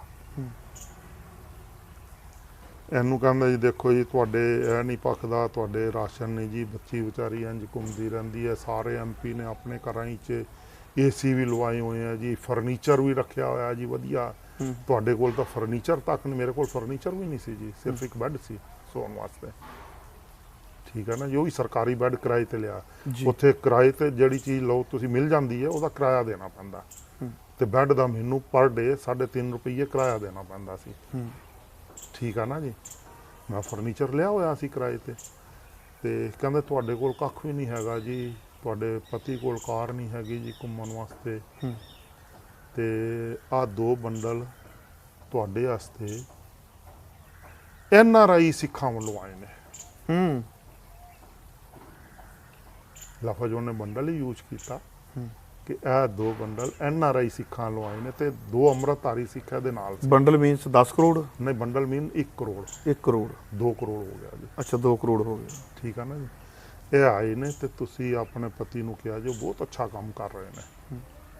NRI ਸਿੱਖ ਉਹਨਾਂ ਤੋਂ ਬੜੇ ਖੁਸ਼ ਨੇ ਤੇ ਜਿਹੜੀ ਵੀ ਸੇਵਾ ਚਾਹੀਦੀ ਹੋਏਗੀ ਅਸੀਂ ਤੁਹਾਡੀ ਕਰਾਂਗੇ, ਪਰ ਥੋੜਾ ਜਿਹਾ NRI ਸਿੱਖਾਂ ਦਾ ਵੀ ਉਹ ਧਿਆਨ ਰੱਖਣ, ਉਹਨਾਂ ਦੀਆਂ ਵੀ ਗੱਲਾਂ ਸੁਣ ਲਿਆ ਕਰਨ। ਬਸ ਇੰਨੀ ਗੱਲ ਕਹੀ ਉਹਨੇ, ਉਹ ਕੁਛ ਨਹੀਂ ਕਿਹਾ ਵੀ ਉਹ NRI ਸਿੱਖਾਂ ਵੱਲੋਂ ਵੀ ਇੱਕ ਭੇਸ ਬਣਾ ਕੇ ਆਇਆ ਸੀ ਵੀ ਇਹ ਮਾਇਆ NRI ਸਿੱਖਾਂ ਵੱਲੋਂ ਆਈ ਹੈ, IB ਵੱਲੋਂ ਨਹੀਂ ਆਈ। ਨਹੀਂ ਆਈ। ਠੀਕ, 2 ਸਿੱਖ ਵੀ ਉਹਦੇ ਨਾਲ ਸੀ ਅੰਮ੍ਰਿਤਧਾਰੀ। ਅੱਛਾ, ਮੇਰੇ ਮਿਸਿਸ ਕੋਲ ਆਏ ਜੀ, ਉਹਨੇ ਕਹਿਤਾ ਜੀ ਇਹ ਮਾਇਆ ਨਹੀਂ ਚਾਹੀਦੀ, ਕੁਛ ਨਹੀਂ ਚਾਹੀਦਾ, ਉਹਨਾਂ ਦਾ ਧੰਨਵਾਦ, ਅਸੀਂ ਆਪਣੀ 10 ਨੂੰਹਾਂ ਦੀ ਕਿਰਤ ਤੇ ਵਿਸ਼ਵਾਸ ਰੱਖਦੇ ਹਾਂ, ਅਕਾਲ ਪੁਰਖ ਨੇ ਸਾਨੂੰ ਬਹੁਤ ਦਿੱਤਾ, ਤੁਸੀਂ ਇਹ ਲੈ ਜਾਓ। ਉਹ ਕਹਿੰਦਾ ਜੀ ਸਾਨੂੰ ਚੁੱਕਣ ਦੀ ਇਜਾਜ਼ਤ ਨਹੀਂ। ਉਹਨੇ ਪੈਰ ਦੇ ਠੁੱਡ ਮਾਰ ਕੇ ਮਾਇਆ ਬਾਹਰ ਸੁੱਟੀ। ਮੇਰੀ ਮਿਸਿਸ ਨੇ ਜੀ, ਕਮਲਜੀਤ ਕੌਰ ਨੇ, ਅੰਦਰ ਬੈਠੀ ਹੈ, ਚਾਹੇ ਪੁੱਛ ਲਓ, ਤੇ ਕਿਹਾ ਇਹਨਾਂ ਨੂੰ ਚੁੱਕੋ ਤੇ ਮੇਰੇ ਘਰ ਤੋਂ ਬਾਹਰ ਨਿਕਲ ਜਾਓ, ਦੁਬਾਰਾ ਨਾ ਆਇਆ ਜੇ। ਉਹਨੇ ਆਪਣੀ ਕਿਤਾਬ ਵਿੱਚ ਜ਼ਿਕਰ ਕੀਤਾ, ਜਿਹੜਾ ਤੁਸੀਂ ਕਹਿੰਦੇ ਹੋ ਧਰ ਤੁਹਾਡੇ ਘਰ ਆਇਆ ਹੈ ਜੀ, ਧਰ ਮੇਰੇ ਘਰ ਜਿਹੜਾ ਆਇਆ ਉਹਨੇ ਇਹ ਜ਼ਿਕਰ ਕੀਤਾ ਕਿ ਵੀ ਉਹਦੀ ਬੀਬੀ ਰਾਹੀਂ ਵੀ ਮੇਰੇ ਅਫਸਰਾਂ ਨੇ ਇਹਨੂੰ ਖਰੀਦਣਾ ਚਾਹਿਆ, ਉਹਨੂੰ ਵੀ ਖਰੀਦਣਾ ਚਾਹਿਆ, ਦੋਨੋਂ ਹੀ ਨਹੀਂ ਵਿਕੇ। ਤੇ ਮੇਰੇ ਲਈ ਤਾਂ ਮਾਣ ਦੀ ਗੱਲ ਹੈ ਜੀ। ਦੁਸ਼ਮਣ ਦਾ ਜਸੂਸ ਕਹਿ ਰਿਹਾ ਕਿ ਅਤਿੰਦਰਪਾਲ ਸਿੰਘ ਨਹੀਂ ਵਿਕਿਆ। ਦੁਸ਼ਮਣ ਦਾ ਜਸੂਸ ਕਹਿ ਰਿਹਾ ਕਿ ਅਤਿੰਦਰਪਾਲ ਸਿੰਘ ਸ਼ਾਂਤੀ ਵਾਰਤਾ ਵਿੱਚ ਸ਼ਾਮਲ ਹੋਇਆ ਤੇ ਸਿਮਰਨਜੀਤ ਸਿੰਘ ਮਾਨ ਤੇ ਰੋਡੇ ਨੇ ਤਾਰਪੀਡੋ ਕਰ ਦਿੱਤਾ ਤੇ ਉਹਨੂੰ ਅਸੀਂ ਪੰਡਾਂ ਦੀਆਂ ਪੰਡਾਂ ਚਕਾਈਆਂ, ਉਹਨਾਂ ਨੂੰ ਤਾਰਪੀਡੋ ਕਰਨ ਵਾਸਤੇ ਵੀ ਪੰਡਾਂ ਚਕਾਈਆਂ। ਤੇ ਦੈਟ ਮੀਨਸ ਕਿ ਅਤਿੰਦਰਪਾਲ ਸਿੰਘ ਸਹੀ ਲਾਈਨ ਤੇ ਸੀ। ਅਤਿੰਦਰਪਾਲ ਸਿੰਘ, ਉਹਦੀ ਕਿਤਾਬ ਸਾਬਤ ਕਰ ਰਹੀ ਹੈ ਕਿ ਅਤਿੰਦਰਪਾਲ ਸਿੰਘ ਜਾਂ ਉਹਦੇ ਘਰ ਦੇ ਕਿਸੇ ਜੀ ਨੇ ਇੱਕ ਨਿੱਕਾ ਪੈਸਾ ਨਹੀਂ ਖਾਧਾ, ਕੌਮ ਨੂੰ ਉਹਨਾਂ ਨੇ ਧੋਖਾ ਨਹੀਂ ਦਿੱਤਾ, ਕੌਮ ਦੇ ਕਾਜ ਨੂੰ ਵੇਚਿਆ ਨਹੀਂ, ਤੇ ਬਾਕੀ ਸਭ ਨੇ ਕੌਮ ਦੇ ਕਾਜ ਨੂੰ ਵੇਚਿਆ। ਉਹ ਸਭਾਂ ਵਿੱਚ ਕੌਣ ਨੇ ਜੀ? ਸਰਦਾਰ ਸਿਮਰਨਜੀਤ ਸਿੰਘ ਮਾਨ, ਜਿਹਦੇ ਬਾਰੇ ਵਿੱਚ ਕਿਤਾਬ ਵਿੱਚ ਲਿਖਿਆ, ਕੰਵਰਪਾਲ ਸਿੰਘ ਧਾਮੀ, ਜਿਹਨੇ TV ਤੇ ਆਉਣ ਵਾਸਤੇ ਵੀ ਜਿਹੜਾ ਡਰਾਮਾ ਰਚਿਆ ਸੀ ਤੇ ਸਿੱਖ ਕੌਮ ਬੜੀ ਪਸੰਦ ਕਰਦੀ ਹੈ। ਕਿਤਾਬ ਵਿੱਚ ਲਿਖਿਆ ਕਿ ਉਹਨੇ TV ਤੇ ਆਉਣ ਵਾਸਤੇ ਵੀ ਸਾਡੇ ਤੋਂ 10 ਲੱਖ ਰੁਪਈਆ ਲਏ। ਉਹ ਡਰਾਮਾ ਵੀ ਪ੍ਰੀ ਪਲਾਨ ਸੀ ਸਾਰਾ ਜੀ। ਠੀਕ ਆ ਨਾ ਜੀ। ਰੋਡੇ ਪਰਿਵਾਰ ਸਾਰਾ, ਦਮਦਮੀ ਟਕਸਾਲ ਸਾਰੀ, ਭਾਈ ਜਸਬੀਰ ਸਿੰਘ ਰੋਡੇ ਤੇ ਇਹ 5 ਸਿੰਘ ਸਾਹਿਬਾਨ ਜਿਹੜੇ ਖਾੜਕੂਆਂ ਨੇ ਬਣਾਏ ਸੀ ਜੀ, ਉਹਨਾਂ ਨੂੰ ਤੇ ਇਹਨਾਂ ਨੇ 28 ਦੋ ਵਾਰੀ ਅਸਾਲਟ ਰਾਈਫਲਾਂ ਵੀ ਦਿੱਤੀਆਂ ਜੀ। ਅੱਛਾ, ਸਰਕਾਰ ਨੇ? ਸਰਕਾਰ ਨੇ। ਜਿਹੜਾ ਮੈਂ ਕਹਿੰਦਾ ਕਿ ਬਈ ਖਾੜਕੂ ਲਹਿਰ ਵਿੱਚ ਟੋਟਲ ਇਨਫਿਲਟ੍ਰੇਸ਼ਨ ਸੀ, ਮੈਂ ਇਸੇ ਲਈ ਕਹਿੰਦਾ ਕਿ ਆਨ ਪ੍ਰੂਫ ਹੈ, ਹੁਣ ਇਹ ਕਿਤਾਬ ਪ੍ਰੂਫ ਦਿੰਦੀ ਹੈ। ਹੁਣ ਤੁਸੀਂ ਇੰਨੇ ਬੰਦਿਆਂ ਦੇ ਨਾਮ ਲਏ, ਗਾਰਤ ਕੀਤੀ, ਇੰਨੇ ਬੰਦਿਆਂ ਦੇ ਨਾਮ ਲਏ। ਇਸ ਕਿਤਾਬ ਵਿੱਚ ਸਿੱਖ ਲੀਡਰਸ਼ਿਪ ਦੇ ਟੋਟਲ 22 ਨਾਂ ਜੀ। ਅੱਛਾ। ਜਿਨ੍ਹਾਂ ਦੇ ਬਾਰੇ ਚ ਸਪਸ਼ਟ ਹੋ ਰਿਹਾ, ਉਹਨੇ ਲਿਖਿਆ ਕਿ ਬਈ ਇਹਨਾਂ ਨੇ ਪੈਸੇ ਲਏ, ਤੇ 28 ਨਾਂ ਜੇ ਜਿਨ੍ਹਾਂ ਨੇ ਲਿਖਿਆ ਕਿ ਸਾਡੇ ਹਿਸਾਬ ਨਾਲ ਤੁਰਦੇ ਸੀ। ਤੇ ਨਾਲ ਉਸਨੇ ਆ ਲਿਖਿਆ ਕਿ ਦਮਦਮੀ ਟਕਸਾਲ, ਕਾਰ ਸੇਵਾ ਵਾਲੇ ਬਾਬੇ ਤੇ ਹੋਰ ਖਾੜਕੂ, ਮੈਂ ਉਹਨਾਂ ਦੇ ਨਾਂ ਨਹੀਂ ਲੈਂਦਾ ਹਾਲੇ, ਤੁਸੀਂ ਕਿਤਾਬ ਵਿੱਚ ਪੜ੍ਹ ਲਿਆ ਜੇ। ਉਹਨਾਂ ਰਾਹੀਂ ਅਸੀਂ ਪੂਰੇ ਸੰਸਾਰ ਦੇ ਗੁਰਦੁਆਰਿਆਂ ਵਿੱਚ IB ਦੇ ਬੰਦੇ ਐਡਜਸਟ ਕਰਾ ਦਿੱਤੇ ਨੇ ਪੂਰੀ ਜ਼ਿੰਦਗੀ ਲਈ। ਹਾਂ, ਇਹ ਚੀਜ਼ ਮੈਂ ਪੜ੍ਹੀ ਹੈ, ਕਿਤਾਬ ਵਿੱਚ ਲਿਖ ਰਿਹਾ। ਪੂਰੇ ਸੰਸਾਰ ਇਹ ਇੰਨਾ ਕੁਝ ਲਿਖਿਆ ਹੋਇਆ ਆ, ਏਡੀ ਵੱਡੀ ਸੰਸਥਾ ਦਾ ਨਾਮ ਵਿੱਚ ਆ ਗਿਆ, ਏਡੇ ਵੱਡੇ ਉੱਚ ਕੋਟੀ ਦੇ ਲੀਡਰਾਂ ਦਾ ਆ ਗਿਆ, ਇਹਨਾਂ ਨੇ ਮਾਨਹਾਨੀ ਦਾ ਦਾਵਾ ਕਿਉਂ ਨਹੀਂ ਠੋਕਿਆ? ਮੈਂ ਤੁਹਾਨੂੰ ਤੁਸੀਂ ਇਹ ਗੱਲ ਕਹੀ ਉਹਨਾਂ ਨੂੰ? ਮੈਂ ਕਹੀ ਜੀ, ਮੈਂ ਸਿਮਰਨਜੀਤ ਸਿੰਘ ਮਾਨ ਨੂੰ ਹੀ ਕਹੀ ਸੀ। ਕਿਤਾਬ ਲਿਖਣ ਤੋਂ ਬਾਅਦ ਆਈ ਆਉਣ ਤੋਂ ਉਹਨੂੰ ਮੈਂ ਦੱਸਿਆ ਸੀ ਜੀ, ਇਹ ਕਿਤਾਬ ਆਈ ਹੈ ਭਾਈ ਪੜ੍ਹ ਲੈ। ਮੈਂ ਕਿਹਾ ਉਹਨੂੰ, ਮੈਂ ਰੋਡੇ ਨੂੰ ਵੀ ਕਿਹਾ, ਮੈਂ ਖਾੜਕੂਆਂ ਨੂੰ ਵੀ, ਜਿਨ੍ਹਾਂ ਦੇ ਨਾਂ ਆਏ ਨੇ ਸਾਰਿਆਂ ਨੂੰ ਸੰਦੇਸ਼ ਭੇਜਿਆ। ਇਹਦੀਆਂ ਘੱਟੋ ਘੱਟ ਪੰਜਾਬੀ ਉਲਥੇ ਦੀਆਂ 20 ਕਿਤਾਬਾਂ ਤਾਂ ਮੈਂ ਹੀ ਖਰੀਦ ਕੇ ਇਹਨਾਂ ਲੋਕਾਂ ਨੂੰ ਦਿੱਤੀਆਂ ਨੇ। ਕਹਿੰਦੇ ਨੇ ਸਾਨੂੰ ਮਿਲਦੀ ਨਹੀਂ ਜੀ, ਮੈਂ ਆਪਣੇ ਪੱਲੇ ਤੋਂ ਖਰੀਦ ਕੇ ਇਹਨਾਂ ਨੂੰ ਦਿੱਤੀਆਂ। ਮੈਂ ਕਿਹਾ ਪੜੋ ਭਾਈ, ਤੁਹਾਡਾ ਨਾਂ ਹੈਗਾ, ਇਸ ਦਾ ਜਾਂ ਸਪਸ਼ਟੀਕਰਨ ਦਿਓ ਜਾਂ ਇਸ ਤੇ ਦਾਵਾ ਠੋਕੋ। ਫਿਰ ਕਿਵੇਂ ਦਾਵਾ ਠੋਕਣ ਜੀ? ਕਿਉਂਕਿ ਉਹਨਾਂ ਨੂੰ ਪਤਾ ਅਸੀਂ ਇਹ ਕੰਮ ਕੀਤਾ, ਤੇ ਅਸੀਂ ਜੇ ਦਾਵਾ ਠੋਕਿਆ ਉਹਨਾਂ ਨੇ ਤੇ ਸਾਡੀ ਇਹ ਅਦਾਲਤ ਵਿੱਚ ਵੀਡੀਓ ਪੇਸ਼ ਕਰ ਦੇਣੀ ਹੈ, ਅਸੀਂ ਹੋਰ ਸਿੱਕੇ ਬੰਦ ਹੋ ਜਾਾਂਗੇ। ਜਿਵੇਂ ਬਾਦਲ ਹੋਰੀ ਤੇ ਜਥੇਦਾਰ ਅਕਾਲ ਤਖਤ ਸਾਹਿਬ ਸਿੱਕੇ ਬੰਦ ਹੋ ਗਿਆ ਪੰਜਾਬ ਵਿਧਾਨ ਸਭਾ ਵਿੱਚ, ਉਵੇਂ ਇਹ ਡਰਦੇ ਨੇ ਕਿ ਵੀ ਅਸੀਂ ਤਾਂ ਫਿਰ ਸਿੱਕੇ ਬੰਦ ਹੋ ਜਾਾਂਗੇ ਅਦਾਲਤ ਵਿੱਚ, ਉਹਨਾਂ ਨੇ ਤੇ ਰਿਕਾਰਡ ਪੇਸ਼ ਕਰ ਦੇਣਾ ਨੇ। ਤੇ ਤਿੰਦਰਪਾਲ ਸਿੰਘ ਕਿਉਂ ਡਰੇ? ਮੇਰਾ ਨਾਂ ਆਇਆ ਚੰਗਿਆਈ ਵਾਸਤੇ ਆਇਆ, ਸਿੱਖ ਕੌਮ ਨੂੰ ਬਚਾਉਣ ਵਾਸਤੇ ਆਇਆ, ਮੈਨੂੰ ਫਖਰ ਹੈ ਉਸ ਚੀਜ਼ ਤੇ ਨਾ ਆਣਾ ਕਿਸੇ ਚੀਜ਼ ਦਾ ਕਿਤਾਬ ਵਿੱਚ ਉਹ ਠੱਪਾ ਨਹੀਂ ਜੇ ਜੀ। ਕਿਸ ਪਰਥਾਏ ਨਾ ਆਇਆ ਇਹਨੂੰ ਪਰਤਾਓ ਜੀ, ਉਹਨੂੰ ਕੋਖੋ, ਵਿਵੇਕ ਨਾਲ ਕੋਖੋ। ਤੇ ਉਹਨਾਂ ਸਾਰਿਆਂ ਦਾ ਜ਼ਿਕਰ ਹੈ ਲੋਕ ਕਿਉਂ ਨਹੀਂ ਕਰਦੇ? ਪੰਜਾਬ ਮੋਨੀਟਰ ਨੇ ਵੀ ਲੇਖ ਛਾਪਿਆ ਜੀ, ਠੋਕ ਕੇ ਲਿਖ ਦਿੰਦੇ ਨੇ ਤਿੰਦਰਪਾਲ ਸਿੰਘ ਦਾ ਉਹਦੇ ਚ ਨਾਂ ਆਇਆ ਜੀ। ਮਾਨ ਦੀ ਬੋਲੀ ਬੋਲਦੇ ਨੇ। ਮਾਨ ਜੇ ਕਿਸੇ ਨੂੰ ਕੁਛ ਨਹੀਂ ਨਾ ਮਿਲੇ ਜੀ, ਮਾਨ ਸਾਰੇ ਪੱਤਰਕਾਰਾਂ ਨੂੰ ਆਈ ਕਹਿੰਦਾ ਯਾਰ ਤਿੰਦਰਪਾਲ ਸਿੰਘ ਨਾਲ ਮੈਂ ਨਹੀਂ ਬਹਿਣਾ, ਉਹਦਾ ਧਰ ਦੀ ਕਿਤਾਬ ਵਿੱਚ ਨਾ ਆਇਆ। ਹੋ ਸਕਦਾ ਤੁਸੀਂ ਜਾਓ ਤੁਹਾਨੂੰ ਵੀ ਇਹੀ ਕਹਦੇ ਤੇ ਭਾਈ ਤੇਰਾ ਵੀ ਨਾ ਆਇਆ ਤੇ ਨਾ ਕੋਈ ਗੁਨਾਹ। ਮੈਂ ਤਾਂ ਬਾਰ-ਬਾਰ ਕਹਿ ਰਿਹਾ, ਸਾਬਤ ਕਰੋ ਆਪਣੇ ਆਪ ਨੂੰ ਕਿ ਬਈ ਅਸੀਂ ਝੂਠੇ ਨਹੀਂ ਆ। ਬਿਲਕੁਲ ਜੀ। ਤੇ ਜਿਹੜੇ ਬੰਦਿਆਂ ਦੇ ਨਾਂ ਆਏ ਮੇਰੇ ਨਾਲ, ਤਾਂ ਦੇਖੋ ਜੀ ਤੁਹਾਨੂੰ 2 ਘੰਟੇ ਹੋ ਗਏ, ਇੰਨਾ ਲੰਬਾ ਤੁਸੀਂ ਇੰਟਰਵਿਊ ਤਾਂ ਚਲਾਣਾ ਨਹੀਂ, ਮੈਨੂੰ ਵੀ ਪਤਾ, ਪਰ ਮੈਂ ਤੁਹਾਨੂੰ ਆਪਣੀ ਪੂਰੀ ਡਿਟੇਲ ਸੱਚਾਈ ਦੱਸੀ ਹੈ। ਅੰਦਰ ਬੈਠ ਕੇ ਮੈਂ ਤੁਹਾਨੂੰ ਡਾਕੂਮੈਂਟ ਵੀ ਦਿਖਾ ਦਾਂਗਾ, ਕਿਤਾਬ ਵੀ ਫਰੋਲ ਕੇ ਦੱਸ ਦਾਂਗਾ ਸਾਰੀ। ਹੁਣ ਮੇਰੀ ਤੁਹਾਨੂੰ ਬੇਨਤੀ ਹੈ, ਇਸ ਤੇ ਤੁਸੀਂ ਹੁਣ ਸਾਰੇ ਲੀਡਰਾਂ ਦੇ ਵੀ 2-2 ਘੰਟੇ ਦੇ ਘੱਟੋ ਘੱਟ ਇੰਟਰਵਿਊ ਕਰ ਲਓ। ਮੈਂ ਕੋਸ਼ਿਸ਼ ਪੂਰੀ ਕਰਾਂਗਾ, ਜਾਵਾਂਗਾ। ਤੇ ਉਹਨਾਂ ਤੋਂ ਬਾਅਦ ਜੇ ਫੇਰ ਮੇਰੇ ਖਿਲਾਫ ਕੁਝ ਮਿਲੇ, ਤੁਸੀਂ ਮੋਸਟ ਵੈਲਕਮ ਹੋ ਮਖੂ ਸਾਹਿਬ ਹਰਪ੍ਰੀਤ ਸਿੰਘ ਜੀ, ਕਿਉਂਕਿ ਤੁਹਾਡਾ ਮੈਂ ਸਤਿਕਾਰ ਕਰਦਾ ਸਿਰਫ ਪੰਥਕ ਨਾਤੇ, ਕਿਉਂਕਿ ਤੁਸੀਂ ਇਸ ਬੜੇ ਅੱਛੇ ਕਾਜ ਨੂੰ ਲੈ ਕੇ ਤੁਰ ਪਏ ਹੋ ਜੀ। ਇਹ ਕਾਜ ਬਹੁਤ ਪਹਿਲਾਂ ਸ਼ੁਰੂ ਹੋ ਜਾਣਾ ਚਾਹੀਦਾ ਸੀ, ਔਰ ਤੁਹਾਡੇ ਦਿਮਾਗ ਵਿੱਚ ਪਰਮਾਤਮਾ ਨੇ ਪਾਇਆ। ਮੈਂ ਇਹਦੇ ਲਈ ਪਰਮਾਤਮਾ ਦਾ ਵੀ ਸ਼ੁਕਰਗੁਜ਼ਾਰ ਹਾਂ, ਤੁਹਾਡਾ ਵੀ। ਮੇਰੇ ਦਰਵਾਜ਼ੇ ਹਮੇਸ਼ਾ ਖੁੱਲੇ ਜੇ ਕੋਈ ਲੀਡਰ ਕਹੇ ਕਿ ਤਿੰਦਰਪਾਲ ਸਿੰਘ ਐ ਝੂਠ ਕਹਿ ਰਿਹਾ, ਉਹਨੂੰ ਕਹੋ ਤੇਰੇ ਨਾਲ ਤਿੰਦਰਪਾਲ ਸਿੰਘ ਨੂੰ ਬਹਾ ਲੈਂਦਾ, ਡਿਬੇਟ ਕਰਾ ਦੇ, ਡਿਬੇਟ ਕਰ ਲਓ ਜੀ। ਉਸੇ ਵੇਲੇ ਜਿਹਦੇ ਉਹਦੇ ਘਰ ਬੈਠੇ ਹੋਊਗੇ ਜੀ, ਮੈਨੂੰ ਫੋਨ ਕਰ ਦਿਆ ਜੀ, ਆਉਣ ਦਾ ਟਾਈਮ ਦੇ ਦਿਆ ਜੇ, ਪੰਜਾਬ ਕਿੰਨਾ ਕੁ ਲੰਬਾ ਮੈਂ ਆ ਜਾਵਾਂਗਾ, ਸਾਰੇ ਕੰਮ ਛੱਡ ਕੇ ਆ ਜਾਵਾਂਗਾ, ਕਿਤਾਬ ਹੱਥ 'ਚ ਫੜ ਕੇ ਆਵਾਂਗਾ। ਸਵਾਦ ਤਾਂ ਹੈ ਜੀ, ਦਿਲ ਦੀਆਂ ਗਹਿਰਾਈਆਂ ਤੋਂ ਅਸੀਂ ਤੁਹਾਡਾ ਧੰਨਵਾਦ ਕਰਦੇ ਹਾਂ। ਸੋ ਦਰਸ਼ਕੋ, ਕਈ ਵਾਰੀ ਇੰਟਰਵਿਊ ਦੇ ਦੌਰਾਨ ਕੁਝ ਗੱਲਾਂ ਐਸੀਆਂ ਹੋ ਜਾਂਦੀਆਂ ਜਿਨ੍ਹਾਂ ਤੇ ਖੁਦ ਆਪਣੇ ਆਪ ਨੂੰ ਸ਼ਰਮ ਆਉਣ ਲੱਗ ਪੈਂਦੀ ਹੈ ਵੀ ਸਾਡੇ ਆਗੂਆਂ ਦੇ ਉੱਪਰ ਉਂਗਲ ਉੱਠੀ, ਅਸੀਂ ਮਾਨਹਾਨੀ ਦੇ ਦਾਅਵੇ ਕਿਉਂ ਨਹੀਂ ਠੋਕੇ। ਜੇ ਸਾਡੇ ਉੱਪਰ ਇਸ ਤਰ੍ਹਾਂ ਦੀ ਉਂਗਲ ਉੱਠੀ ਹੈ, ਸਾਡੇ ਕਿਰਦਾਰਾਂ ਦੇ ਉੱਪਰ ਉੱਠੀ ਹੈ, ਔਰ ਬਕਾਇਦਾ ਕਿਤਾਬ ਦੇ ਅੰਦਰ ਉੱਠੀ ਹੈ, ਤੇ ਕਿਤਾਬ ਵੀ ਕਿਸੇ ਮਾਮੂਲੀ ਇਨਸਾਨ ਨੇ ਨਹੀਂ ਲਿਖੀ, ਮਲੋਏ ਕ੍ਰਿਸ਼ਨਾ ਧਰ ਨੇ ਲਿਖੀ ਹੈ, ਜਿਹੜਾ ਇੰਟੈਲੀਜੈਂਸੀ ਦਾ ਜੁਆਇੰਟ ਡਾਇਰੈਕਟਰ ਸੀ। ਔਰ ਇਹਨਾਂ ਸਭ ਨੂੰ ਉਹਨੇ ਮੁਲਾਕਾਤਾਂ ਦਾ ਜ਼ਿਕਰ ਕੀਤਾ ਵੀ ਅਸੀਂ ਮੁਲਾਕਾਤਾਂ ਕੀਤੀਆਂ, ਅਸੀਂ ਇੰਨੇ ਰੁਪਈਏ ਦਿੱਤੇ, ਅਸੀਂ ਪੰਡਾਂ ਦਿੱਤੀਆਂ। ਉਹ ਸਾਰੀਆਂ ਚੀਜ਼ਾਂ ਹੋਣ ਤੋਂ ਬਾਅਦ ਮੇਰੇ ਖਿਆਲ ਦੇ ਵਿੱਚ ਇਸ ਕਿਤਾਬ ਦੇ ਉੱਪਰ ਜਾਂ ਉਸ ਸ਼ਖਸ ਦੇ ਉੱਪਰ ਸਬੂਤ ਲੈ ਕੇ ਮਾਨਹਾਨੀ ਦਾ ਕੇਸ ਠੋਕਣਾ ਚਾਹੀਦਾ ਸੀ ਵੀ ਭਾਈ ਤੂੰ ਸਾਡੇ ਕਿਰਦਾਰਾਂ ਦੇ ਉੱਪਰ ਉਂਗਲ ਚੁੱਕੀ ਹੈ ਔਰ ਕਿਤਾਬ ਤੇ ਰਹੀ ਚੁੱਕੀ ਹੈ। ਆਉਣ ਵਾਲੀਆਂ ਪੀੜ੍ਹੀਆਂ ਸਾਡੇ ਕਿਰਦਾਰਾਂ ਬਾਰੇ ਕੀ ਸੋਚਣਗੀਆਂ। ਬਕਾਇਦਾ ਇਸ ਵਿਸ਼ੇ ਨੂੰ ਥੋੜਾ ਜਿਹਾ ਲੈ ਕੇ ਚੱਲਿਆ। ਮੈਂ ਕੋਸ਼ਿਸ਼ ਕਰਦਾ ਮੈਂ ਕਿ ਅੱਜ ਮੈਂ ਸਰਦਾਰ ਅਤਿੰਦਰਪਾਲ ਸਿੰਘ ਖਾਲਿਸਤਾਨੀ ਦੇ ਘਰ ਪੂਰਾ ਦਿਨ ਗੁਜ਼ਾਰਾਂ, ਕਰੀਬ ਇੱਕ ਇੰਟਰਵਿਊ ਨਹੀਂ ਘੱਟੋ ਘੱਟ 10 ਇੰਟਰਵਿਊ ਕਰਾਂ, ਜਿਹਦੇ ਵਿੱਚ ਖੁਲਾਸੇ ਕਰਾਂ ਉਸ ਸਮੇਂ ਕੀ ਹੋਇਆ ਸੀ। ਸੋ ਇਹ ਚੀਜ਼ ਦੇਖਦੇ ਰਹੋ ਤੇ ਇੰਤਜ਼ਾਰ ਦੇ ਵਿੱਚ ਰਹਿਣਾ ਕਿ ਸੈਕੰਡ ਐਪੀਸੋਡ ਦੇ ਵਿੱਚ ਅਸੀਂ ਕਿਹੜਾ ਖੁੱਲਾ ਭੇਦ ਤੁਹਾਡੇ ਅੱਗੇ ਰੱਖਦੇ ਹਾਂ। ਆਪਣੇ ਸੇਵਕ ਹਰਪ੍ਰੀਤ ਸਿੰਘ ਮਖੂ ਨੂੰ ਦਿਓ ਇਜਾਜ਼ਤ। ਵਾਹਿਗੁਰੂ ਜੀ ਕਾ ਖਾਲਸਾ, ਵਾਹਿਗੁਰੂ ਜੀ ਕੀ ਫਤਿਹ।